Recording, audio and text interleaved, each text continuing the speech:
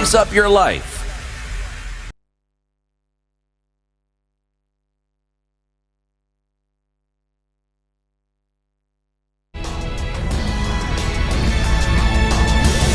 Good morning, this is the Newswire. I'm Edwin Lisamira.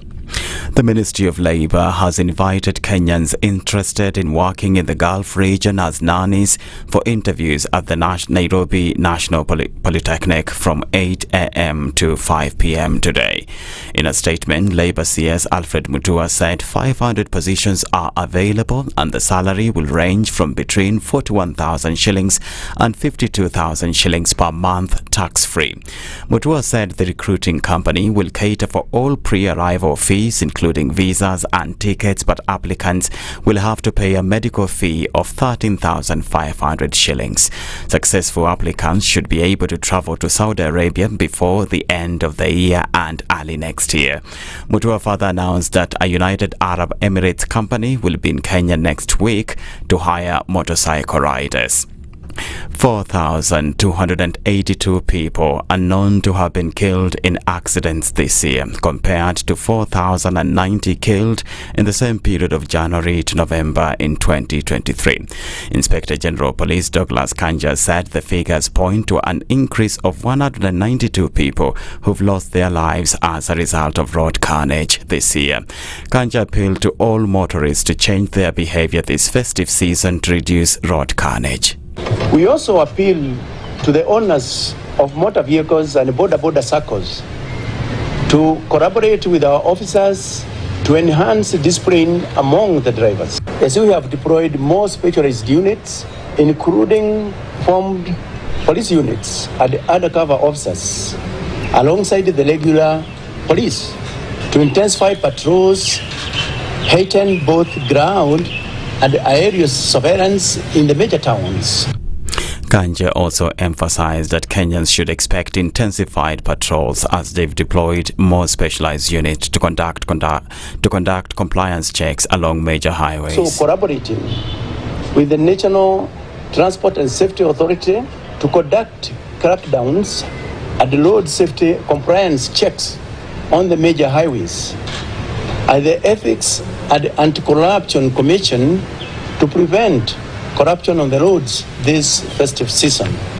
Political allies of former Deputy President Rigathi Gachagua have continued to express their concern over alleged state intimidation led by security agencies.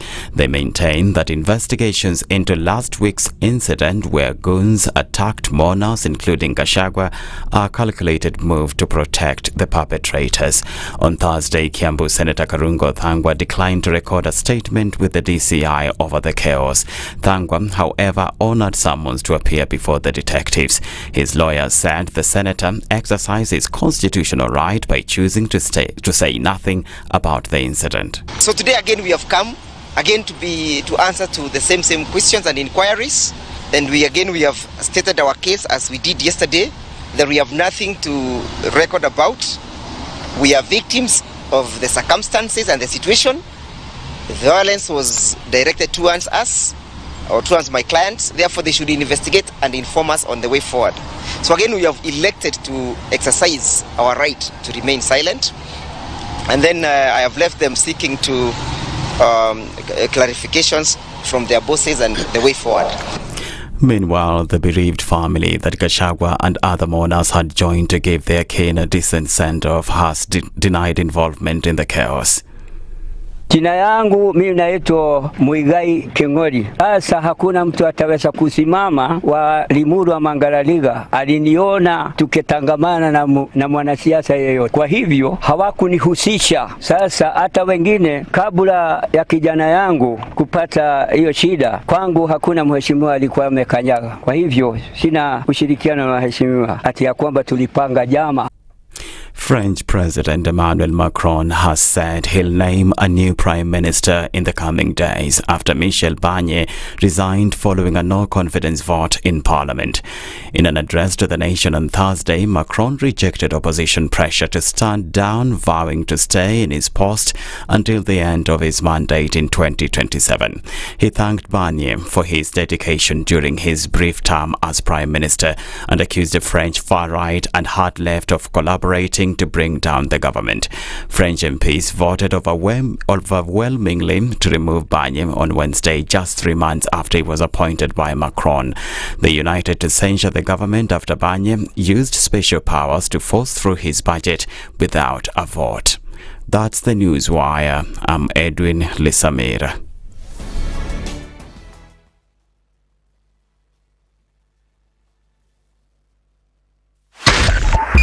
.5 Spice FM, Kisumu. The following takes place from 6 a.m. to 10 a.m. every weekday on Spice FM.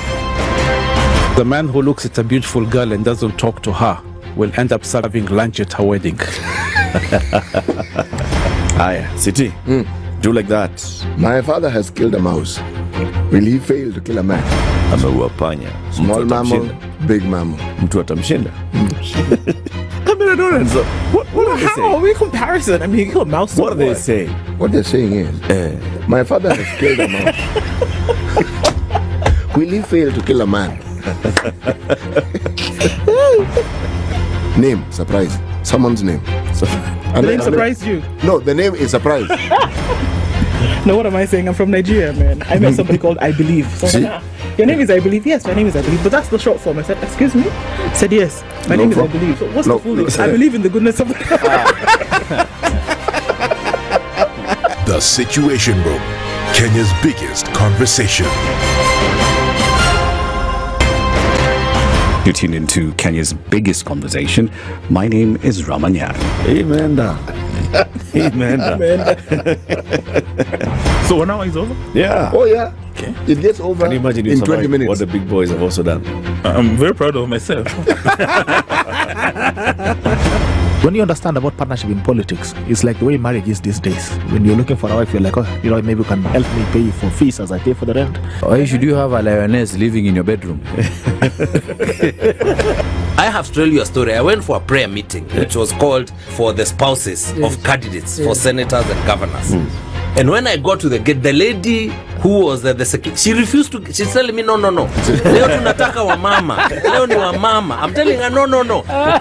She said, no, sio siku yenu. And I thought, there's a problem here, because if it was a man, but this was a lady. It will be called First Ladies until you change the name. The Situation Room, Kenya's biggest conversation. One of the things that are ailing our country is negative ethnicity.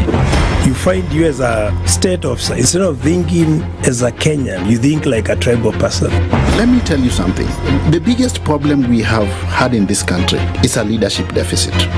There is nothing that you are going to do in the process of change if you are not a risk taker. So you really have to pursue your vision to a logical conclusion and even be ready to step on people's toes. When it comes to the economy, you can run away with it. They say statistics are like bikinis. They reveal a lot, but they conceal the vitals. And so government people would throw statistics at you and tell you they're revealing a lot of information to you, but it's really concealing the real vitals. We need to get out of that, because when we want to grow our democracy, one basic thing that really requires to be understood by the political class, by all of us, is institutions are critical. This is the Situation Room, the only way to start your day.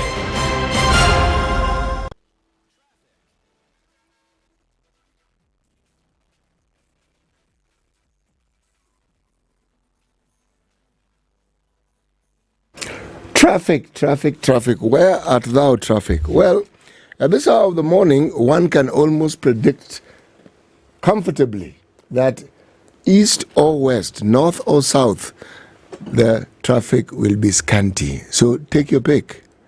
Are you on the Thika Superhighway? Traffic, nada. Are you on Mombasa Road?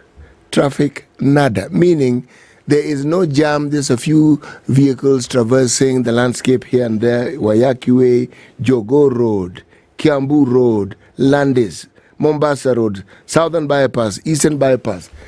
As I said, take your pick. There's hardly any traffic to speak of. However, when we talk to you in an hour after this, there'll be some changes. There will be traffic worth mentioning, and we will find that the congregation will be at the entry point into the CBD, and there will be traffic there. Have yourself a lovely morning.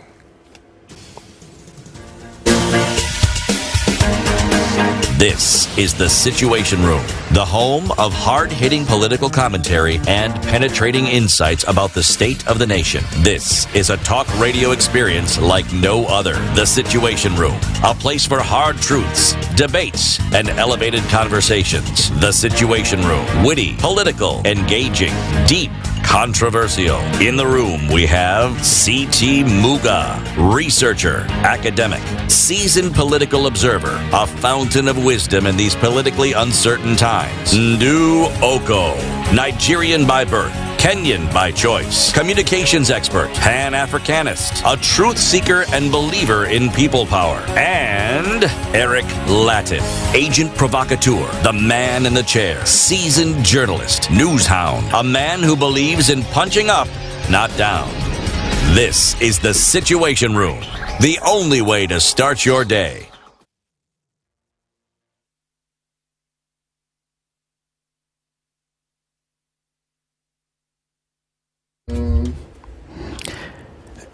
Is it on now? It is on. How are you doing? Good morning. Welcome to Friday. It's the 6th of December 2024. Mambo iko namna gani? Mambo iko bambam. Ndu? How are you? I'm all right. You are, right? Umesikia? Like for sure. Eric, umesikia? Umezungumziwa na kizungu. All right. Yeah. See, I'm all right. It's all right. Nimepewa kitu leo ambaye umepewa kitu ambayo inafanya wewe sio hiyo. Watu wanapewa vitu na asubuhi. Ni muhimu. Achari na pilipili. No. Salale. It's very yummy. Achari na pilipili. These coast people know what they're doing. Sindio? They do. Tamu kolea. Sindio? Tamu kolea. It's the one. City, and you? How are you? I'm very well, thank you. Yes. Ata mimi niko sawa. The cold notwithstanding. When it's cold. It's what my body tells me. That has nothing to do with what it tells yours. The moment yake inasema. Breedy iko mingi. Iko breedy. Yes, ndani ya mwili na mfupa. Polysana. Yes. Polysana. Va gloves. Gloves. Fingerless gloves. Never gloves. Have you seen the fingered shoes? Toed up. Yeah, those nonsensical things. The Vibrams. They're kind of cool. Have you seen the Yeezys? Those ugly looking shoes by I'm sorry Yeezy. to say, but anything that Yeezy puts on, it's like Yeezy can have a cloth like selling like and has nothing. like 7 holes, and he'll say it's a tunic. Oh, come on. And they sell like crazy. You and know, they're but damn I don't know what you people are talking about. Have you seen Yeezy's outfits? There's a man called Kanye West. Yeezy? There's a man called Kanye West. He sings. He does, and he raps more than Yes. So he's got a clothing. What he says is a What he says is clothing. There's a clothing line.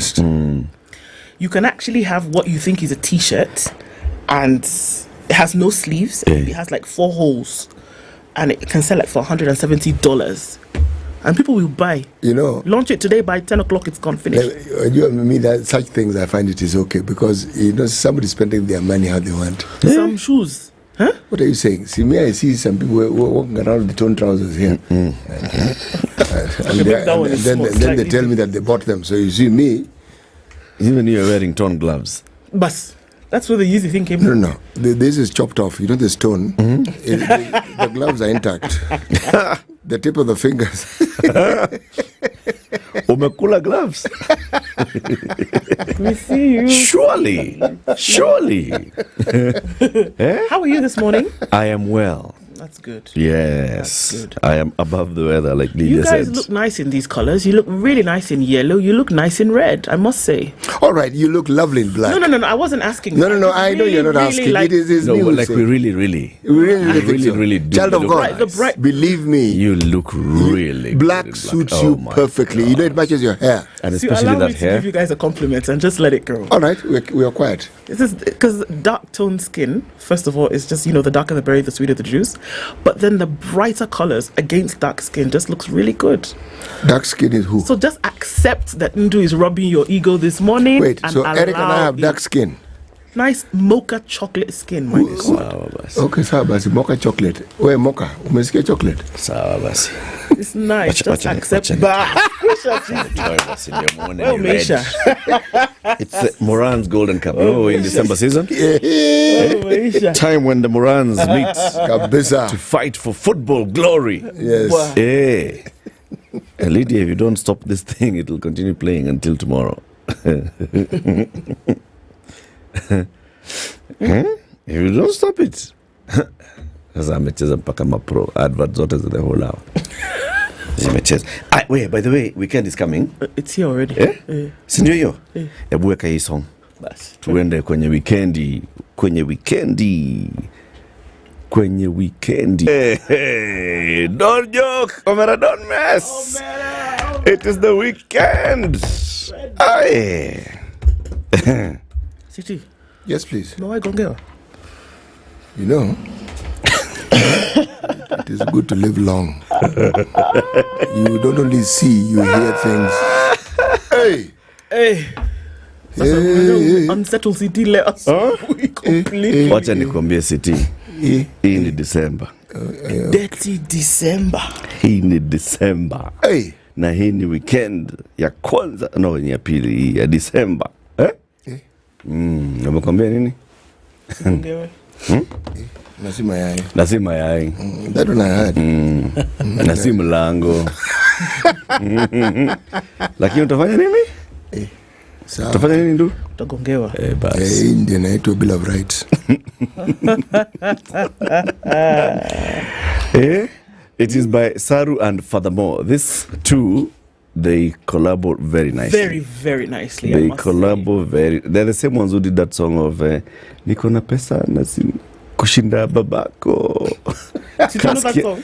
Kasikia vibaya huko kwenu. Kasikia vibaya. Kasikia vibaya. Kasikia vibaya huko kwenu. We. Haya bana. Basi mambo yanaenda namna hii. Let me tell you what we shall be discussing today, senior. So it's important. It is. It's important. At 7 a.m. we shall talk about music and drama and how they shape the creative and emotional development of young minds.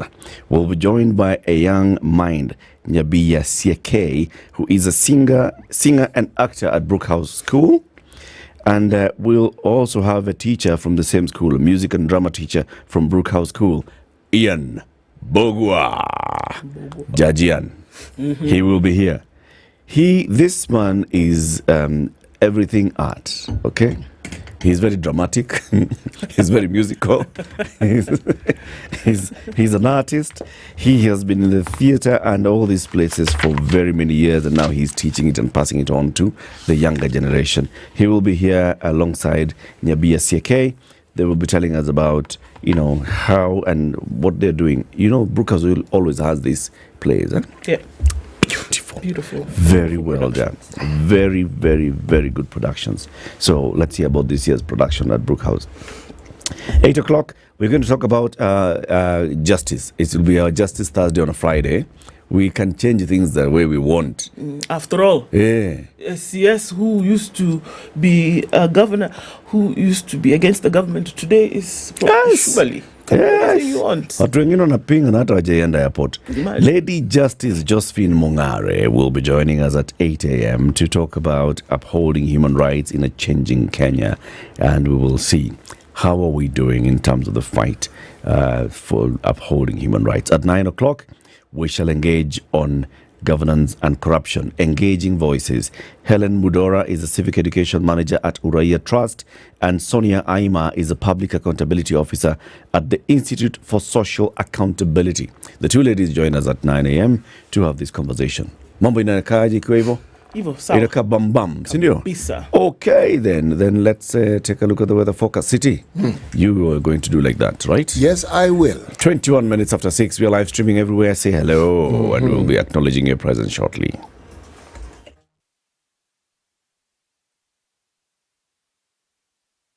This is the Situation Room, the only way to start your day.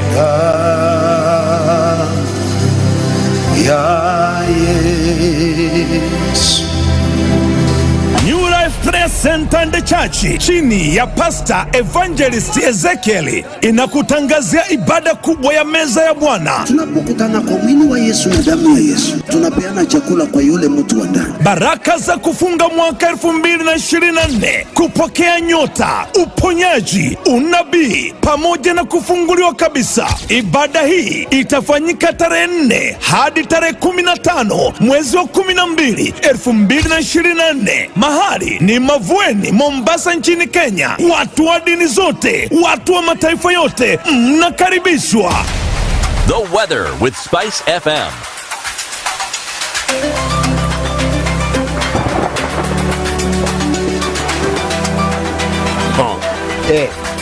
There isn't much happening weather-wise. It's not too cold, it's not too warm, and at this hour, literally every place that I will be speaking of is at best partly sunny, but normally it will be cloudy. Okay, let's start with Nairobi. It's mostly cloudy. At this hour, it tends to be.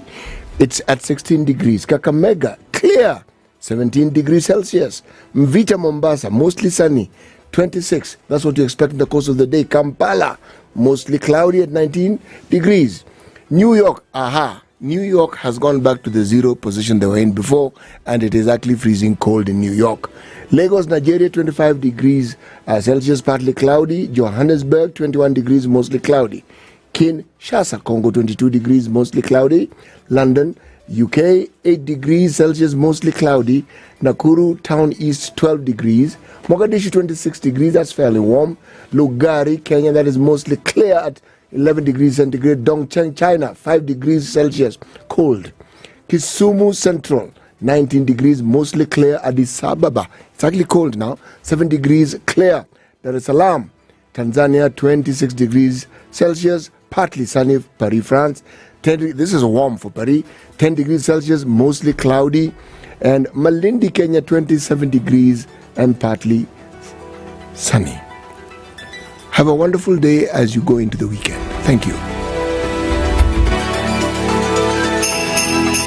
This festive season, gift yourself the magic of realness. Because whether it's a laugh, a cry, or a gasp, it's better when it's shared. With Del Monte, the real moments are more enjoyable. Drink up and make merry with those who keep it real this 12 days of Christmas and beyond. This festive season, it's not about what's under the tree. It's about the real joy we create around it. Made from 100% real fruit juice with no added sugar or preservatives. Enjoy Del Monte. Real, recognize real. Mature, intelligent talk every morning. Spice up yourself.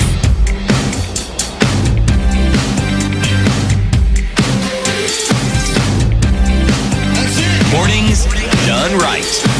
94.4 Spice FM, Nairobi. Online. Oi! Linus Gitonga anatusalimia. He says, good morning. We thank God it's Friday. Indeed we do. Good morning, watching you from Pwani ya Kenya. Hey, did you... Watu wa Pwani niko na chari. Can you see? Thank you very much. George Adimo says, good morning. Tuned in from Rongo. Robert Spock is tuning from Mombasa. And Kennedy Dende says, good morning. Yes, good morning. Congratulations to Sir Eric Latiff on the top 100 Kenyans 2024. Thank you for the Solomonic wisdom every morning. Love you, Ndu, and God bless you, CT Muga. Mepokea. Nimepokea, asante Si upokea salamu. Mimi pia nimepokea salamu. Thank you very much. Nashukuru sana. One Mike says, good morning from Baltimore, Maryland. And Agesa Belcher, good morning all. Wakire, Vushe, Wamukata, Oyaure, Zalamka. Okay, greetings from across the country. Kila kitu. Everywhere. Very good. Leo says, good morning to the princess. Good morning, Leo. And says, our servants, the MPs, have thought it's good for the citizenry to pay for street lighting. Okay.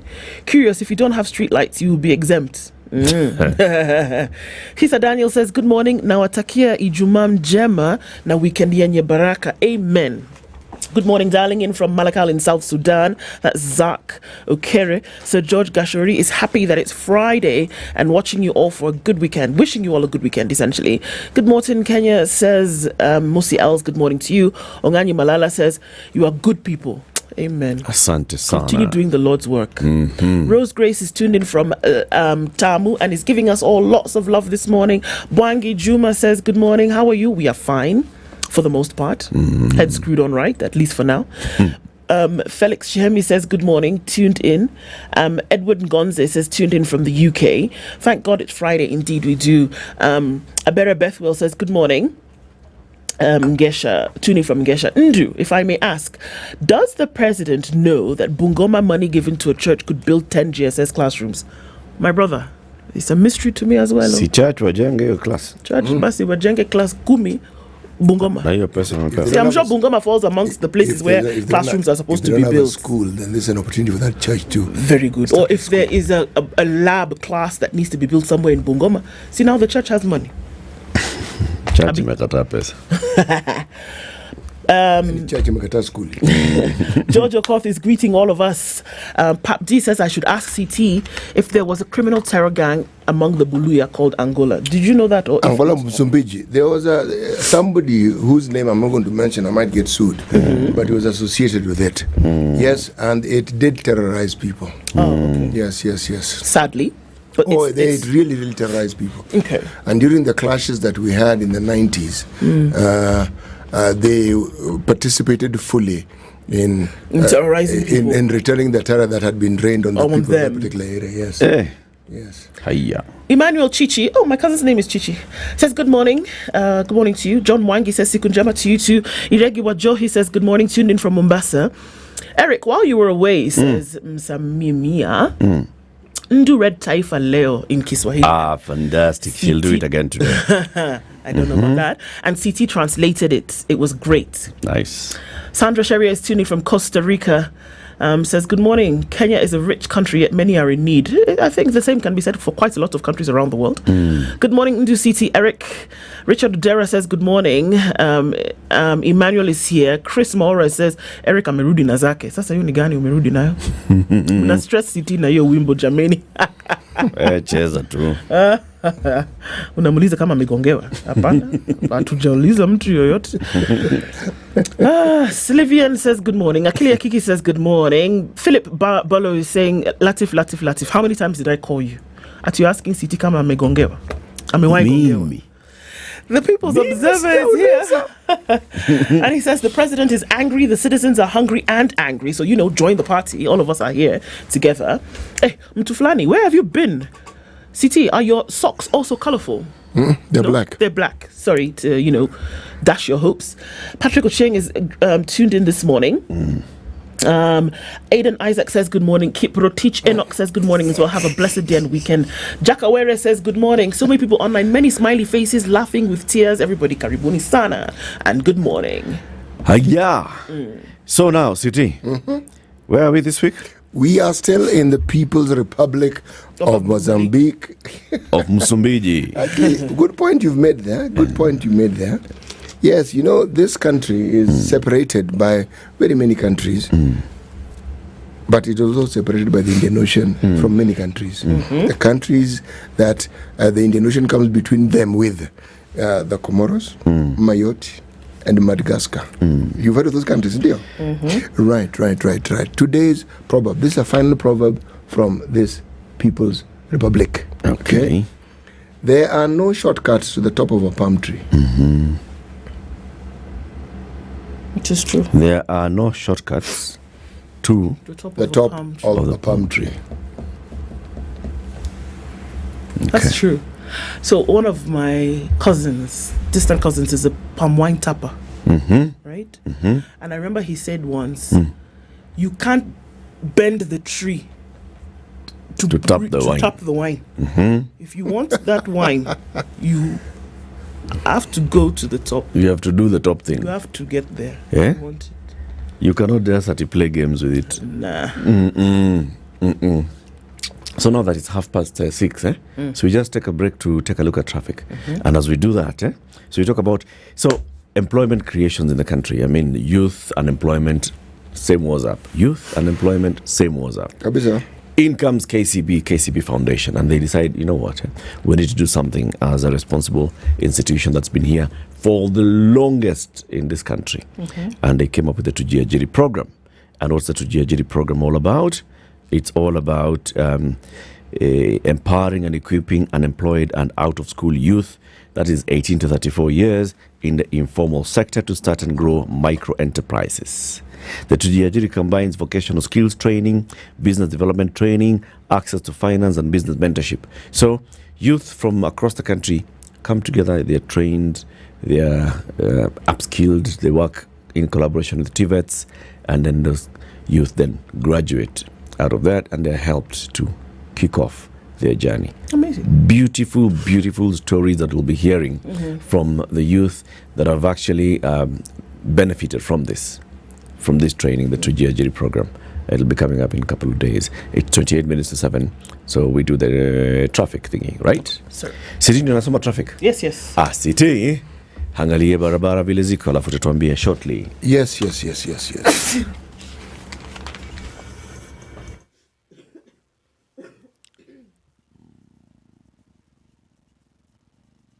This is the Situation Room, the only way to start your day. This festive season, gift yourself the magic of realness. Because whether it's a laugh, a cry, or a gasp, it's better when it's shared. With Del Monte, the real moments are more enjoyable. Drink up and make merry with those who keep it real this 12 days of Christmas and beyond. This festive season, it's not about what's under the tree. It's about the real joy we create around it.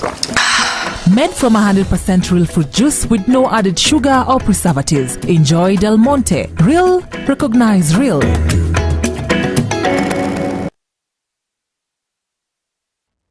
Well. Traffic is slowly but very surely beginning to build up. Nothing to be alarmed about because it's flowing.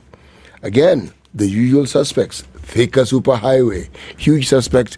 Lots of traffic. None whatsoever right now. But it's beginning to grow. And as you come into town and you're looking at Wangari Maathai way, not much to speak of. You're looking at the southern bypass, eastern bypass, this Mombasa road. You're looking at Westlands Road, Wayaki Way, Jogo Road, Landis. All these places, the traffic is building, but it's flowing.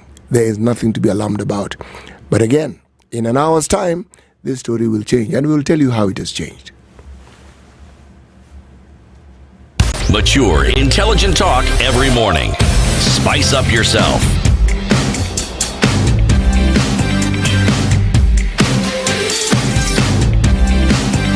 Mornings done right. 94.4 Spice FM, Nairobi. Okay, you have the newspaper in front of you, right? I have the Standard before me. Tough terms for 348 shut schools. You know, this whole week there's been this back and forth. Shut them down, at least the boarding sections of these schools where we found that folks are not up to scratch. The National Assembly came back and said, no, don't do that because you're putting people in a bit of a mess. Well, the ministry is tough talking, and they said over 300 schools whose boarding facilities were shuttered. Well, it was shut anyway, for failing to meet Ministry of Education safety standards, were each given a report detailing specific gaps that must be satisfactorily addressed, failure to which Cabinet Secretary Julius Ogamba says they will remain shut. You don't do what we've said, it's not going to open. Even now that we are saying do it and then come back to us. You don't meet the standards according to this list. It's not happening. I quote, if somebody feels that we have closed that section without following the manual or unfairly, or where somebody, an inspector, has not visited, the quickest thing to do is even go to court and get it open. Don't come and disturb us here. Go to court. Usitulete. Hapana. You're saying that we've shut the school and even an inspector did not go there? Go to court. We know. We inspected. They're saying that people are accusing them of inspectors having never even gone there and they're closing their schools. Development hit as counties splurge funds on salaries. Counties spent only an average of 3% on development in the first 3 months of 2024 financial year, splurging the rest on salaries and other recurrent expenditure, according to Controller of Budget Margaret Nyakango. Shockingly, at least 10 counties did not record any development expenditure. So did they do any development? Or no. They just paid salary. Unkept promises why doctors plan new strike again as of the 22nd of December. If all things remain constant, they're saying we will shut it down. Electricity system losses up. It is even getting worse. Electricity system losses. Yeah. Okay. Ruto and governors defend new medical equipment scheme. Of course they do.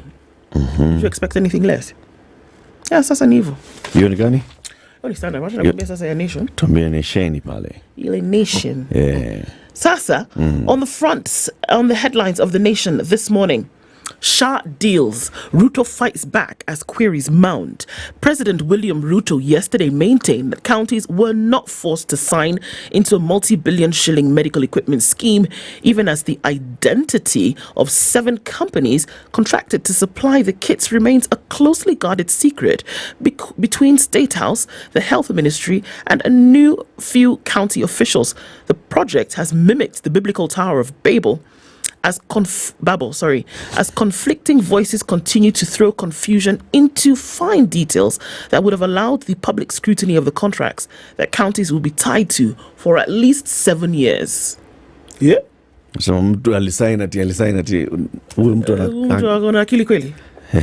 Christmas bounty for public varsity lecturers and workers, lecturers and other workers in the public universities will be paid salary increment arrears for October and November, together with their December salaries, after the union signed an agreement with the government. So they're going to do "We Wish You a Merry Christmas" proper.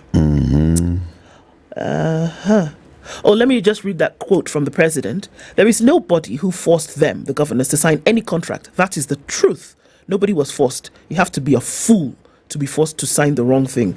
Really? Yeah. To go up, huh? And we don't have fools in this country. Of course not. Governors reject COB's report on spending. Sasa unaona vile COB amesema ati mnasema dino relevant. Hapana. Surely. Usijaribu kutusumbua hapa. Huyu mama kwa impeached. Hata yeye. State new 500 billion diaspora bond revamp JKA after Adani exit. Government exploring alternatives to finance major infrastructure projects following the collapse of the multi-billion shilling Adani deals. There's fresh trouble in ODM. So, wait. Yeah? Adani was to build an airport for 100 billion shillings. Yeah. Now the state wants to go to the diaspora and ask for 500 billion shillings. Yeah. For the same airport. Yeah. Let's just call it infrastructure. It could spill over from the airport. It doesn't just have to be confined to the airport. This 500 billion can spread far and wide. Let me ask the question. Must we borrow that money? Is there no other way of financing that particular airport? I don't know. It would appear as though the government has a penchant for borrowing. So, you know. How else would you do this? I mean, let me also tell you. Issue a bond. Issue a bond. You're borrowing. You're borrowing. Yes, it is borrowing. And the diaspora bond is the story here. I'm actually not talking diaspora. Yeah. I'm talking here. Yes, diaspora can be there. But given what they've already borrowed locally, it means the money that can be used for that airport already exists. That what they're trying to do, and I can see the sense though, is get out of the local borrowing market. Because that is stifling the lending in the market. Yes. Government, get out. If you can borrow from this diaspora that's sending us how many billions a year? And I think it would be a brilliant idea if you can actually come up with a nice package that says diaspora Kenyans, you can invest in a country in a bond. It's a good one. The idea is a good one. The idea is a good one. But I was going to go to number 2. That airport raises money. That very money, that very, very, very money that it makes, how much is it? It will pay the bond. It would. You're right. It would. And that's why I say there's a penchant for borrowing that kind of clouds your vision in terms of other things you can do to bring in much needed resources. Actually, what it does for me is even when the government comes up with an idea that in and of itself is good, my first reaction is to doubt it, doubt everything about it. Whereas in reality it could work. But then the problem is the doubt is, well, it's not without substance. No, I mean, it's what do you call it? Lived experience. Yes. Yeah. Yes. There was something called the Hustler Fund that began like this. Oh, wow, yeah. Oh, that thing has worked brilliantly. Oh, my God, you don't know. We're in December. It's 2-year anniversary. You wait. To continue the headlines. Please, carry on the headlines. Umemaliza? Aya, wacha nikwambie mambo ya Business Daily. The Business Daily says public servants spared tax on expense claims. So yesterday, Parliament passed the Tax Laws Amendment Bill. The public servants, including members of Parliament, will be exempted from paying tax on reimbursement for expenses incurred during official duties if President Ruto sends to a new bill amid concern about potential abuse by some officers. So imagine, you're a public servant. Mm-hmm. You go and you spend money. You want to be reimbursed. That one is not going to be taxed. The Tax Laws Amendment Bill, which sailed through Parliament on Wednesday night, provides for unfettered benefits for public officers, including non-taxation of any amount paid or granted to them as reimbursement of expenditure incurred while performing official duties, regardless of the ownership or control of the assets purchased. You buy a car for official duties, tax-free. This reimbursement for travel allowance, tax-free. Are we together? Mm-hmm. Any amount paid or granted to a mobile officer, to a public officer rather, pursuant to any written law or statutory instrument with effect from July 27th, 2022, to reimburse an expenditure incurred for the purpose of performing official duties, notwithstanding the ownership of contract of any assets purchased. There's a photo here of President William Ruto, and he was in Kilifi during the Kilifi Investment Summit yesterday, and he's here with Centum Real Estate MD Kenneth Mbai, who conducts President William Ruto, Kilifi Governor Gideon Mungaro, Centum Investment CEO James Moria, and Investments Trade and Industry CS Salim Mvuria on a tour during the official opening of yesterday of the Kilifi International Investment Conference at Vipingo. The president said the government is setting up EPZs in Busia, Eldoret, Muranga, and Kirinyaga. Okay? Okay. There's another headline here. Kenyans raid savings, borrow to repay loans. Nearly 60% of Kenyans are raiding their savings to avoid falling behind on their loan repayments, a new household survey shows. You borrowed, you invested, you had also saved. Now, the investment is not working. It's not repaying the loan. So you are now going to your savings to repay that loan. That also tells you that not many people are going for new loans, which is why now banks are looking for other ways in which they can mobilize your money. Alcohol lobby rejects new NEMA fees. The alcohol industry lobby has opposed a new fee introduced by NEMA, saying it will increase the cost of production by 70%. KBL fights Kisumu plant builder in 2.4 billion shilling bill row. MPs reject bid to tax infrastructure bonds. And they have a lifestyle feature here of Moses Ndirito, the managing director of Basigo, the e-mobility startup known for its electric bus technology. He's also an active advocate of electric transportation in Kenya, which is spearheaded, securing close to 500 reservations from Nairobi bus operators. They talked to the boss, William Ruto. Not that one, the other one. The boss of the Kenya Ports Authority. Yes. That's the one. Captain William Ruto. Jaindi Kisoro writes, hours after his arrest, it was clear to keen observers that Benson Debtor's bid for Baburi cement takeover was doomed to fail. Pole kwake. Can I tell you what's on the People Daily? 10 governors with zero development. That's the headline. Citizens of the affected counties deprived of key projects as leaders spend cash on payment of staff allowances and recurrent expenditure. Who are those 10? Moses Badirisha is a governor of where? Nyandarua. Jonathan B. Kotimoja is a government of where? Wasingishu. Dado Godana, Major Dado Godana, is the governor of Tana River. Simon Kachapin is the governor of Pokot. West Pokot. Wesley Rotich, Elgeyo Marakwet. EMC. Isa Timami, Lamu. Simba Arati, Kisi. Joseph Olelenku, Kajiado. Benjamin Cheboy, Chui. Baringo. Sakaja Arthur Johnson, Nairobi. Nakuru.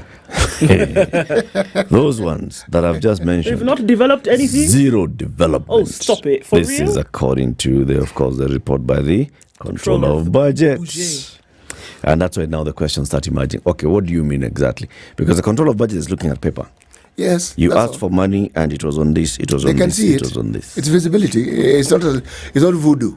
So then the development projects that have taken place there is the travel and the expenditure and paying people salaries and paying allowances and traveling. In fact, if you look at the Star and you look at the stories that they're saying, emerging stories, latest 2 hours ago, shame, term governors who spend zero on development. Then, again, outrage as county bosses splurge on travel while staff go unpaid. Reveal the best and worst counties in revenue collection. You know the stories that actually feed into each other. Okay?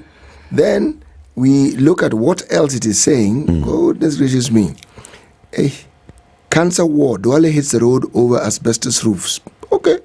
Court sets 20-day marathon hearing for Obado graft case. Okay.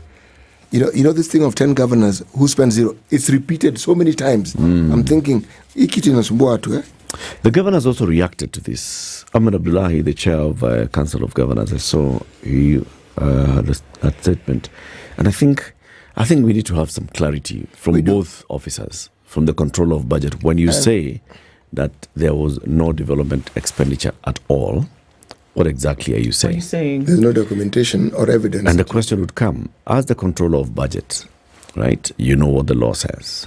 There's a budget that was passed in the County Assembly, and that budget that was passed in the County Assembly had development elements into it.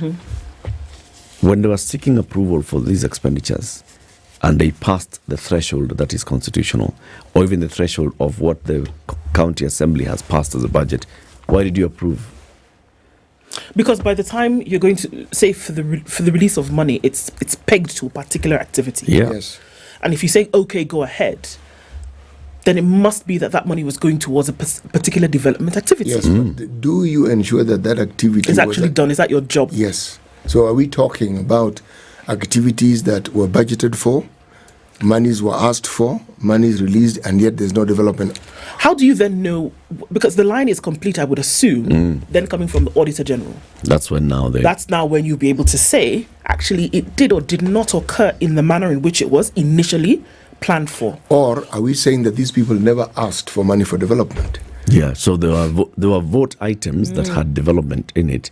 The governors never came for that money. No, they didn't. But they only came for the other money. Yes. So they came for 70% of the budget. So they did not spend the entire budget for the year. Yes. I mean, what are we saying? Has the money been expended in completion? Are we saying that we don't have a report from the Auditor General, so that is why the COB is saying this is what it looks like?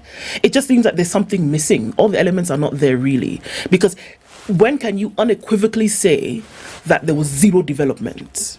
Or are you saying there was zero development, or are you saying that monies for development were not dispersed or were not spent on development? There's so many things you could be saying here. If we need to look at that report by the Controller of Budget. Yes. And if we were to take that trajectory, I want us to go back to that headline that you read regarding the schools.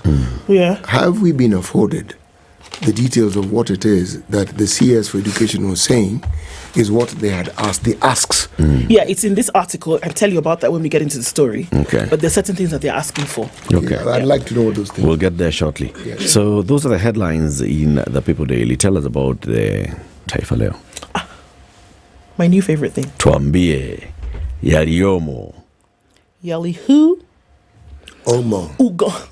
Ugonjwa wa SHIF. Mimi nimeanza katikati. Ugonjwa wa SHIF.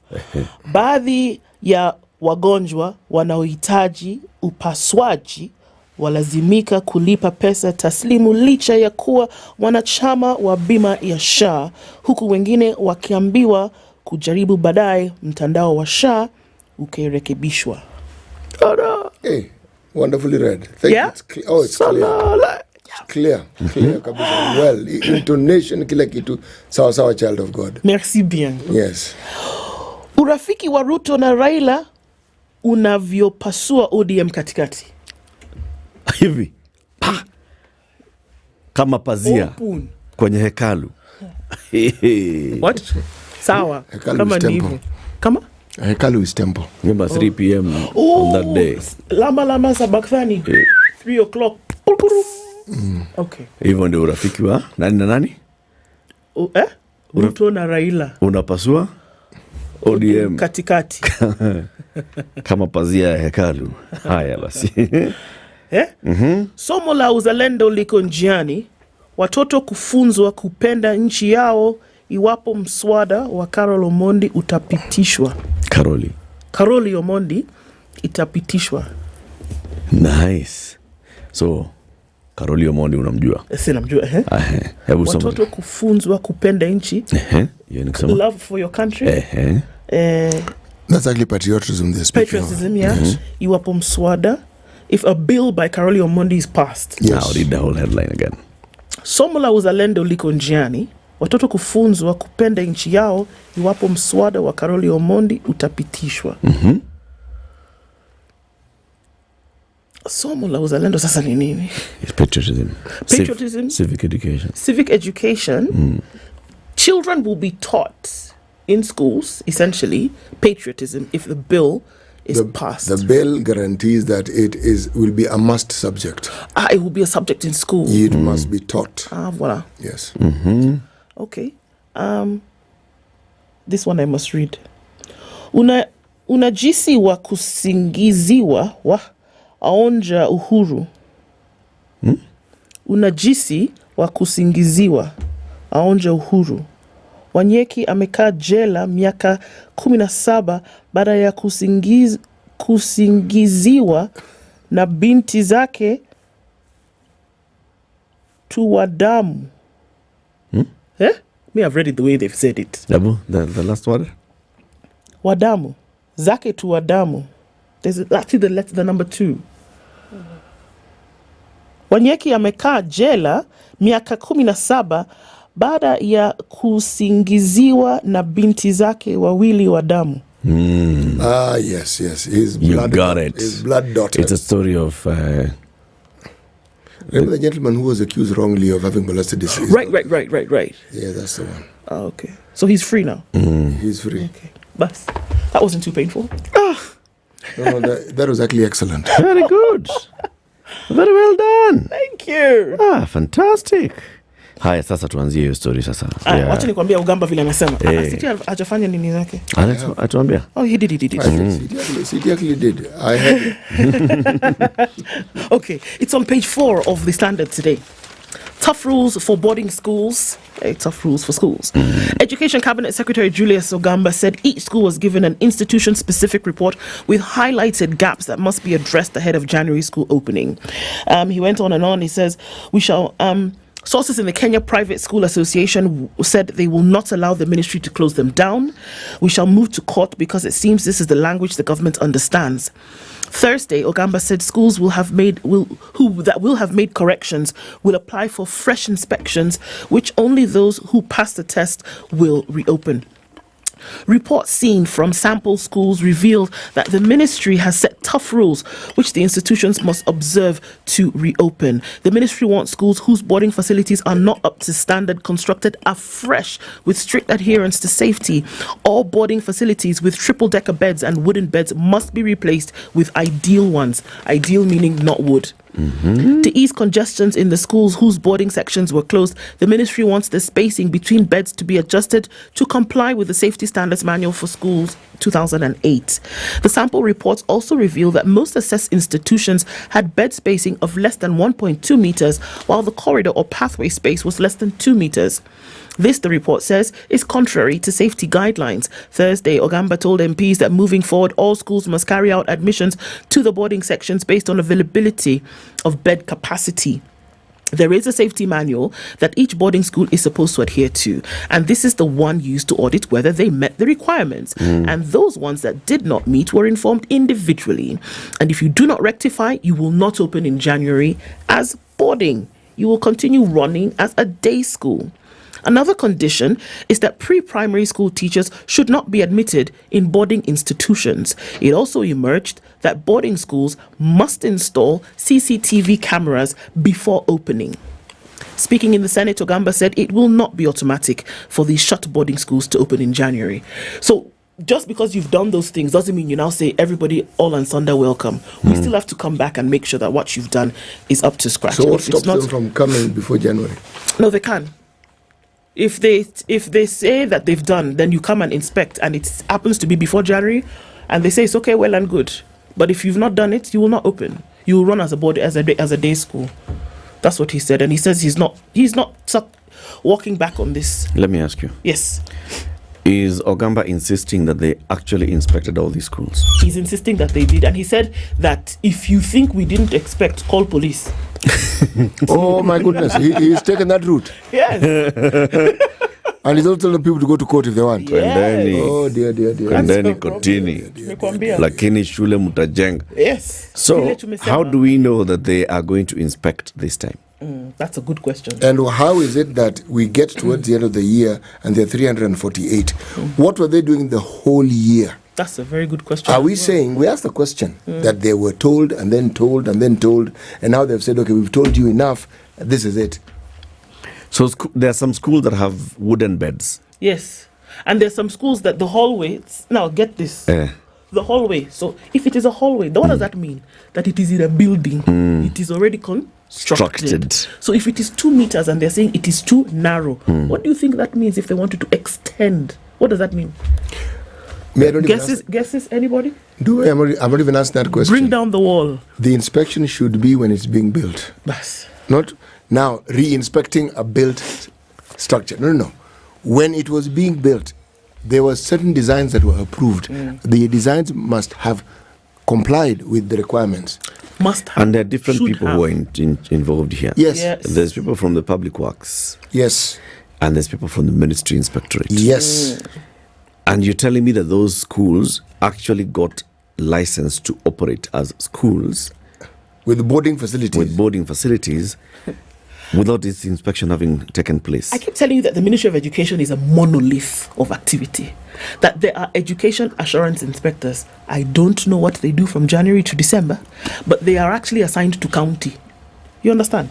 And not just one, because there are a number of them that are assigned to county. Your job, like somebody's job is to go switch this light on, switch it off every day.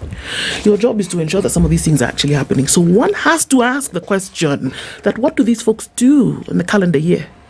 Number two, look at the dorms now that have wooden beds, right? All of them will go. If they don't, you won't do boarding.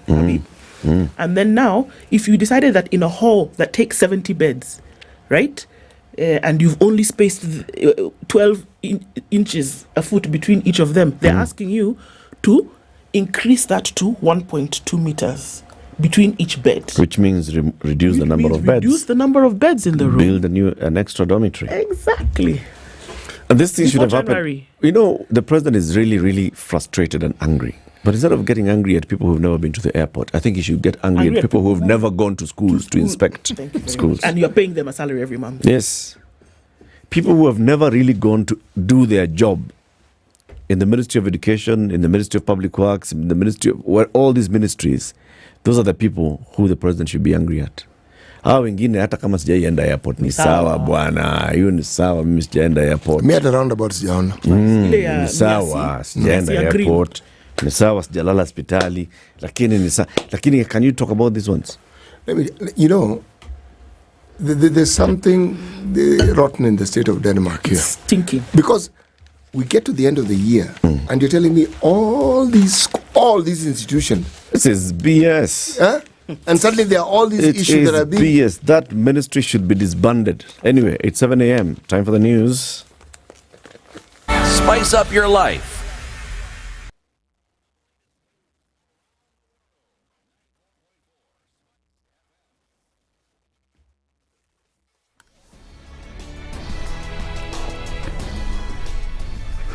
Good morning. This is the Newswire. I'm Edwin Lisamira.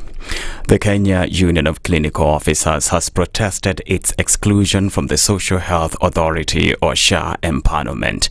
Led by Okoh chairman Peterson Wachira, the clinicians marched on Thursday from Uhuru Gardens to the Ministry of Health offices here in Nairobi, accusing the SHA Board of Directors of discrimination. The union accused the board of deliberately excluding clinical officers and their facilities from contracting and pre-authorization procedures under the new health scheme.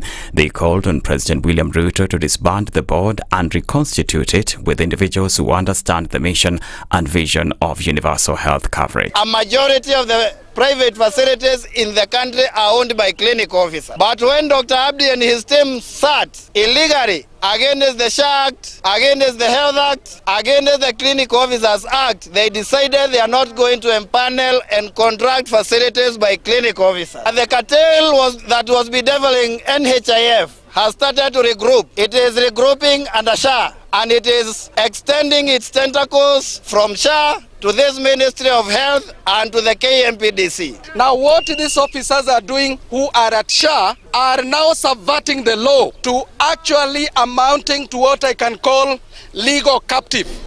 This even comes as doctors affiliated with the Kenya Medical Practitioners and Dentists Union plan to strike starting December the 22nd in solidarity with unpaid intern doctors. KMPDU Secretary General Davji Atela said the 4-month pay delay has adversely affected interns, describing the situation as untenable.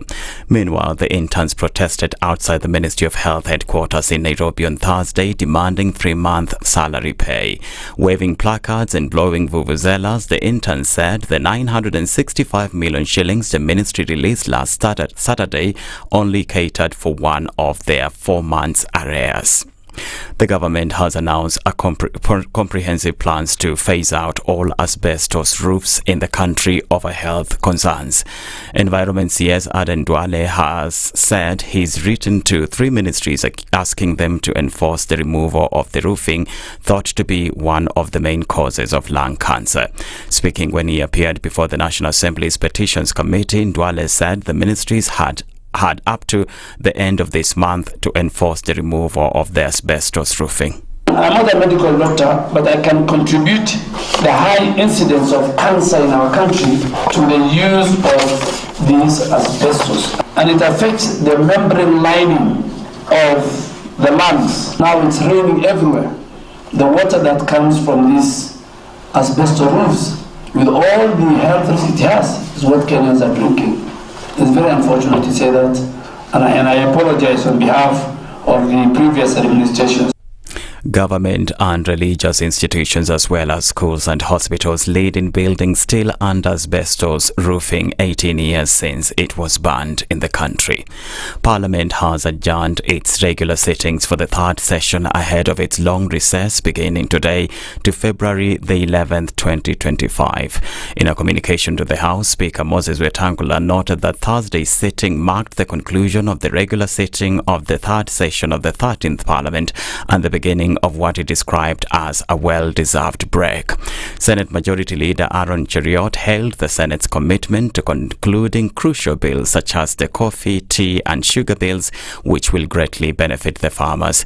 But Narok Senator Ledama Olakina raised concern over the issue of accumulation of pending bills in counties. If we don't deal with this issue of pending bills, we're just going to be wasting our time. We're going to be digging a bigger hole and a bigger hole. The Controller of Budget has made her statement that there are certain counties that have been rated high in terms of the development absorption. But if you go to those counties and we sit in Public Accounts Committee and PIC Committee, you will realize that the amount of pending bills is serious, and it is something which will bring this country into a halt. People have killed themselves. Let us make it a priority in the next coming session.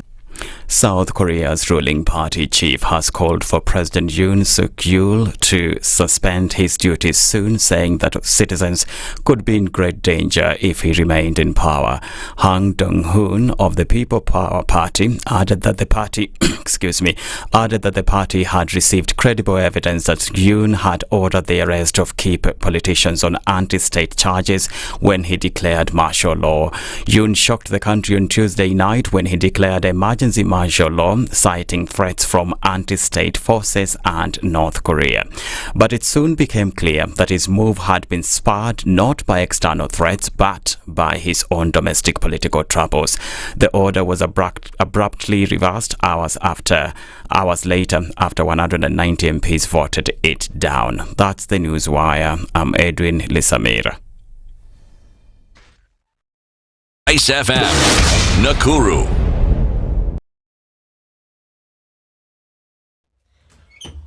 Where are we? At a few minutes after 7 o'clock, traffic is a little bit busy on the Thika Superhighway, incomparable to the drama that was happening yesterday.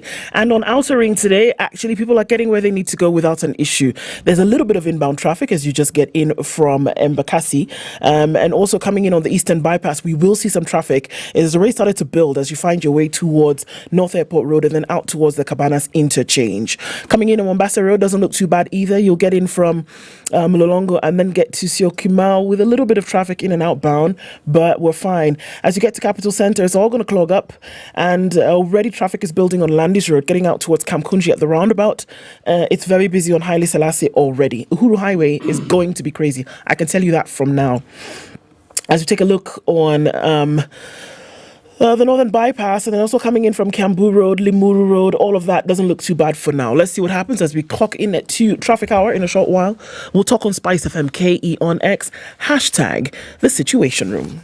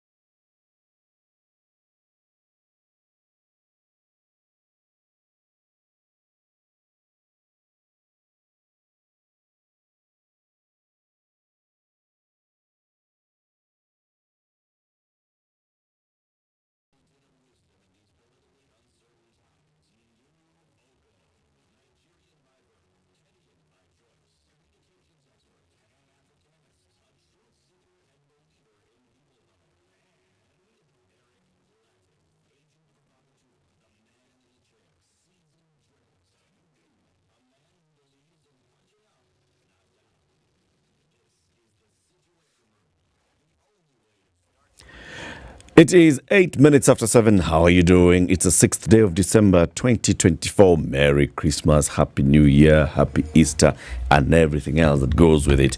We are here until 10 a.m. today as we close the week. As we also get to close the week, we remind you now, it's not about having extra money. It's about making sure that you set aside money so that you can start building your wealth, consolidating your wealth, and protecting your wealth. Right, Ndu? Absolutely. Yeah. And how do you do that? You have a conversation, first of all, with yourself. And you say, okay, so Ndu, what am I going to do? How do I start this? And then you realize you don't have the answers. So then what do? Is that you talk to the folks who've been in the business for 100 years.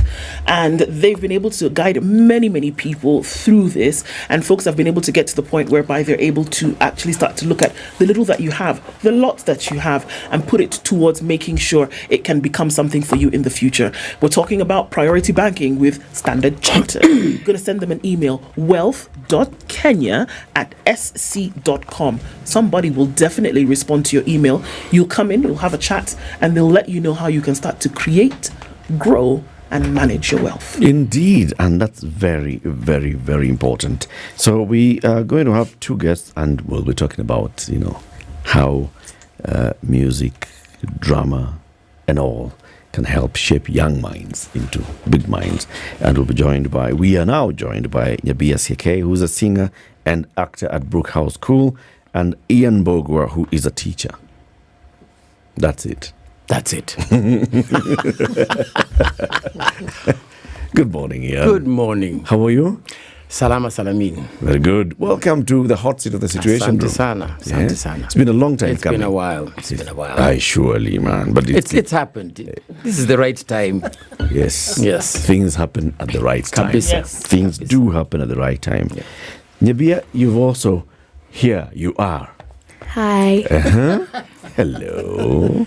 How are you? I'm good. Karibu sana. Thank you. That is the hot seat of the situation room. How does it feel? Is it warm? Not yet. Does it feel Not yet. Not hot, right? Yeah. It's just warm and comfortable. Yes. Yes, we are going to make it even more comfortable when CT here tells you about juice and the health benefits of fresh juice. Not just juice that's come from anywhere, but juice that you can track back and say, this is a mango or an orange that came from this particular farm and it ripened right in the farm. And then it has been squeezed and packed for you and then brought to you in a pack. City? Yes, please. Hey. City's under the table. Hey, Father Christmas. Santa Claus. Yeah. Ian, spot on. Very good. It is good to see you.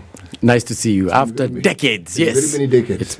It is. As you guys can are see. seeing each other after very many decades. Yeah, well, we're seeing each other. Those are the stories of decades. That's for us to talk about. Not you all know about fruits, don't you? Absolutely. Absolutely. Now, there's a company that's in Thika that has a setup that does something very unique. It takes fruit and they liquefy it. So when you use the word juice, you're not just talking about some chemical concoction. You're talking about liquefied fruit. Liquefied fruit. Fruit that has been packaged for you in liquid form.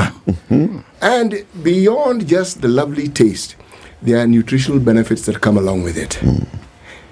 There are benefits that clearly are intended to improve your health. Now, just so that I can actually cement that particular process, I am actually going to give the two of you 2 packets of these juices. And you will decide which one you want. Oh, wow. There is... What's on the menu? There is Del Monte Gold. There's Mango Pineapple Blend. There's Canberry Apple Blend. Then there's pineapple slices in syrup. That's what they call it. But these are just slices of joy and delight. Then there is 100% pure apple juice. What would you like? Cranberry apple. Cranberry apple. Here we are. And apple juice. Yes. Okay. Now, given you do like your apple. And given that you are growing, this is also for you. Thank you. Ian, you will have the mango pineapple. Asante sana. And then you'll also have the Del Monte Gold pineapple. Okay? Thank you very much. Yeah, what's on the Del Monte Gold pineapple? What are they written there? It's more or less the same, but I think this is... It's golden. It's gold. It's gold. Yeah. Beautiful. Ian is happy. When you're happy, is when you read and wonder, is this really happening to me? Yes, touch it. You can't read whatever am I really the one who has received this? Yes. Karibuni sana. Thank you. Thank you. And go enjoy this juice with family for Christmas. Okay. City will now welcome you with the day's proverb. So Nyabia, just listen to this man. So he is a retired teacher. So he knows how to package questions nicely for you to fail. But this one... no pressure. He's going to give us... every week he goes to an African country and he comes up with proverbs from that country. And then every day he brings one proverb. And the job of a guest is you listen to the proverb and tell us your own interpretation of it. Remember, there is no wrong answer. Exactly. Okay? It's your own interpretation. Sawa? Okay. Our proverbs for the whole of this week have been from the People's Republic of Mozambique. And this is the final day of the proverbs. The proverb for today: there are no shortcuts to the top of a palm tree. There are no shortcuts to the top of a palm tree. Yes. What do you think that proverb is saying, Abia? That in life, there's no shortcuts to make it to the top, and you have to work hard for what you want to achieve. Yeah. That's it. Yeah, and you guys are doing a wonderful job in that. You articulate this thing very beautifully. Clearly, succinct to the point. Yes. Well done. Yep. Okay, Ian, what do you think this proverb is saying? How do you get to the top of a coconut tree? You can't take a lift. You just have to climb up. There are no shortcuts. For you to get up there, you're not going to fall down from somewhere and just land on top. You've got to work your way up. No shortcuts. So work hard to get to the top. Very good. As Lou would say, voila. Voila. Yes. C'est ça. C'est ça. C'est tout. Very good. So, Ian, what is the Brookhouse School? Brookhouse is an international school in Nairobi. It's got 2 campuses, one in Karen and one in Kiambu. But we like to call it Runda. Kiambu. Kiambu. Runda. It's British national curriculum, and it's one of the top schools in the region. Top in terms of almost everything. Our results are the best. Like the results we've just had from last year's IGCSE were the top, were the best we've ever had. Our students, when they finish Brookhouse, 100% of them go to universities. Sometimes league, the league, the Ivy League, and many with partial or full scholarships. Wow. Yes. What do you teach there? I teach performing arts. What's that? Anything to do with that's music, drama, verse speaking, debate, anything to do with performing arts, I will be involved. So is this an extra core curricula, or is it? It is core curricula. We're not just academics. We're not just books. We bring out the whole child completely, both academics and also in the arts and sports. Yes. Nabia, how old are you and what grade are you in? I'm 12 turning 13 in... It's important to say how many 13. days? We've been counting the days. She'll be 13. 15 days, I think. 15. Okay. So you're 15. Yeah, you're 13. Yeah. Yeah, I mean, these are the 15 days that are blur. Yeah. Who's counting? Yeah. So, as a 13-year-old, what grade are you in? I'm in year 8. Now, you are a performing artist, right? Yes. And what is that, and what do you do? A performing artist, I think, is someone who performs on stage. Like, they do drama, speaking, like you said, debate and stuff. But I mostly focus on drama and singing, like music. Yeah. How did you get into that? For a long time, I've been singing and drama. Like, since I was 3, I started singing, but I started taking vocal lessons at 5. And then I continued with that. Then when I came to Brookhouse, they helped me nurture it. And I took vocal lessons with my vocal coach called Mrs. Kaleen. And there's Christmas carols and all these things like tea time concert and festivals that help kids like sing and stuff. So that got me into it more.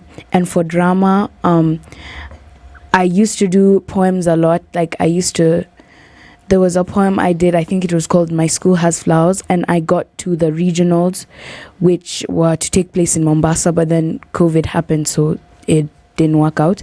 And then when I came, and then I started acting in Zora for, I'd say, 2 years. Then when I came to Brookhouse, they did drama and all sorts of stuff. So I've acted in 3 plays, Sleeping Beauty and the Ugly Truth, Macbeth, and there's one more play that is in production right now. I mean, it's interesting to hear. I think this is a question that goes for both of you, then from a practicing point of view and then from a teaching and guiding point of view. You know, we go to school, right? And then there's math and social studies and history and all that boring stuff. But then, how did you realize that, yes, you know, you have to do the math, you have to do all that stuff, but then what happens when you do the drama and the music? What happens for me? For you? It adds a little more life into stuff because, yes, math, history, blah, blah, blah. Yeah, but drama and music, there's something so beautiful about it because, you know, you could be like internalizing a character and you see yourself in this character and you're just like, wow, this is what drama is about. It's not just about going on stage for the people. Mm-hmm. It's also about, you know, doing it for yourself and for your enjoyment. Mm-hmm. Yeah. What does it do for young people, Ian, when we talk about... This is interesting because last week we had a conversation with a couple of gentlemen who had, you know, gone into production. And the conversation was really around what the expectation is of parents for their young ones when they go to school. You must be a lawyer, doctor, that kind of thing. Mm. And we often don't look at the possibilities that lie around a lot of these other, you know, careers. True, but so that is changing now. Mm-hmm. Before, parents looked down on the arts, you know, and, you know, like you said, they wanted somebody to either be a lawyer, a teacher, a doctor, whatever. But the arts, no. But we've got many who are now realizing that the arts play a very big role in the development of children. Think about it. In kindergarten, what do? What's the first thing they do? They sing and they play. Mm-hmm. Why? Why can't they just start writing? It's because of the things that the arts, drama and music teach children right from very early age. You've heard of the Mozart effect, pregnant women playing classical music to their unborn children. And apparently that does help. So music does play a big role. And as they start singing or acting out, it helps develop themselves. They can get out of their shell if they're shy. Like if you give a child who's afraid of expressing themselves and just use a sock as a puppet and ask them to talk as the sock, as the puppet, they're able to do that. But they don't realize that it's them who are doing it because it's them, you know, playing with a puppet. And it helps bring out character. It helps make their mind bigger and open all sorts of doors for them. Yes. You see, there's something called the cognitive development of a child, where the child's thinking capacity now expands and opens up. You see, the creative arts gives that child an opportunity to express themselves in the way they know best. Absolutely. Now, in so doing, apart from just the self-awareness and the self-confidence that it infuses into the child, every other aspect of that child's growth and development is now then affected. So you actually find that they realize that the sensory aspects of their being are also heightened.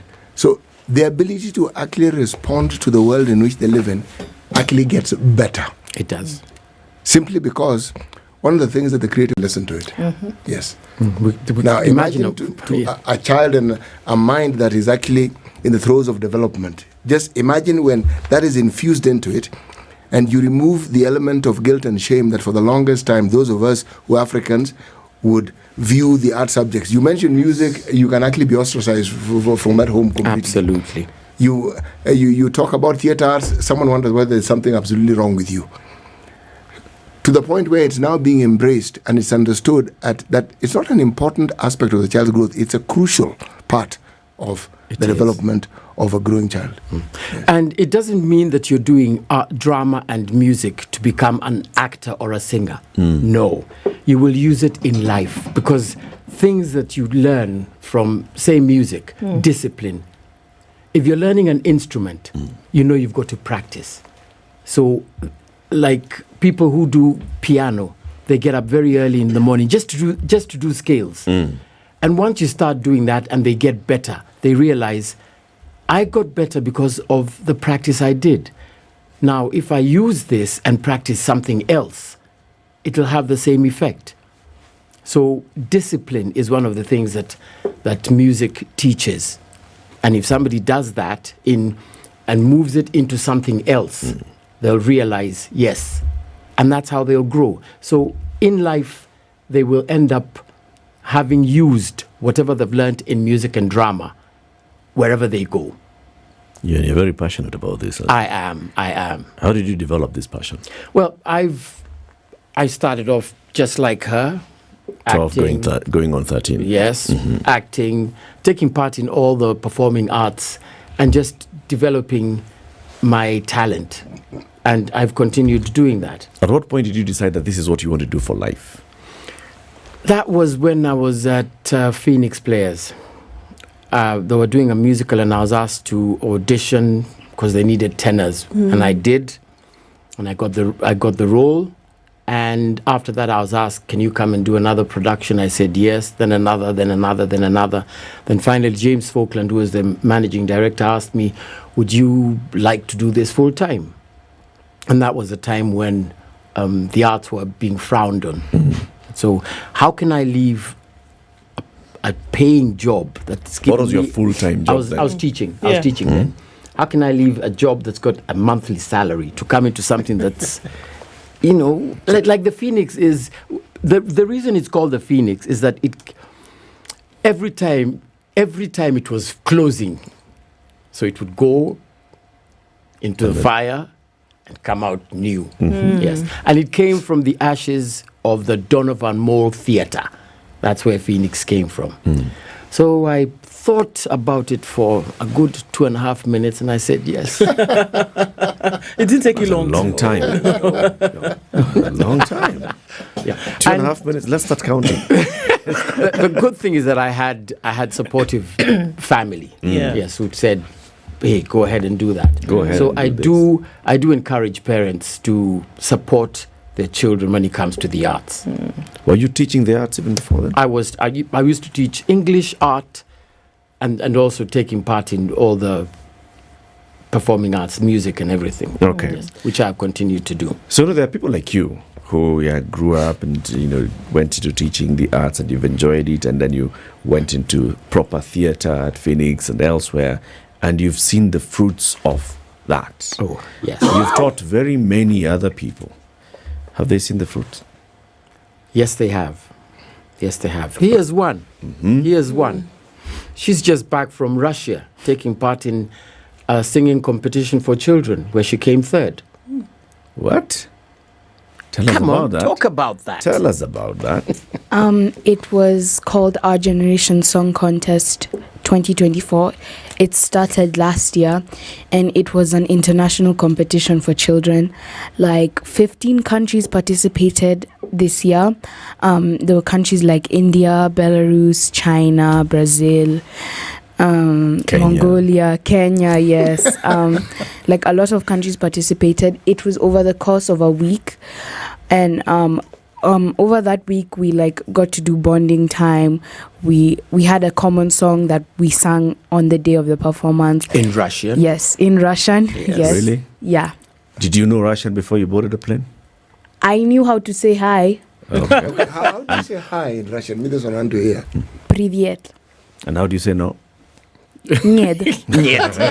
Yes. And spasiba. Spasiba, yes. Spasiba. So you had to learn the song. Yes. In Russian, yes. And you had to memorize the words, and you had to know your voice. Yes. Go on.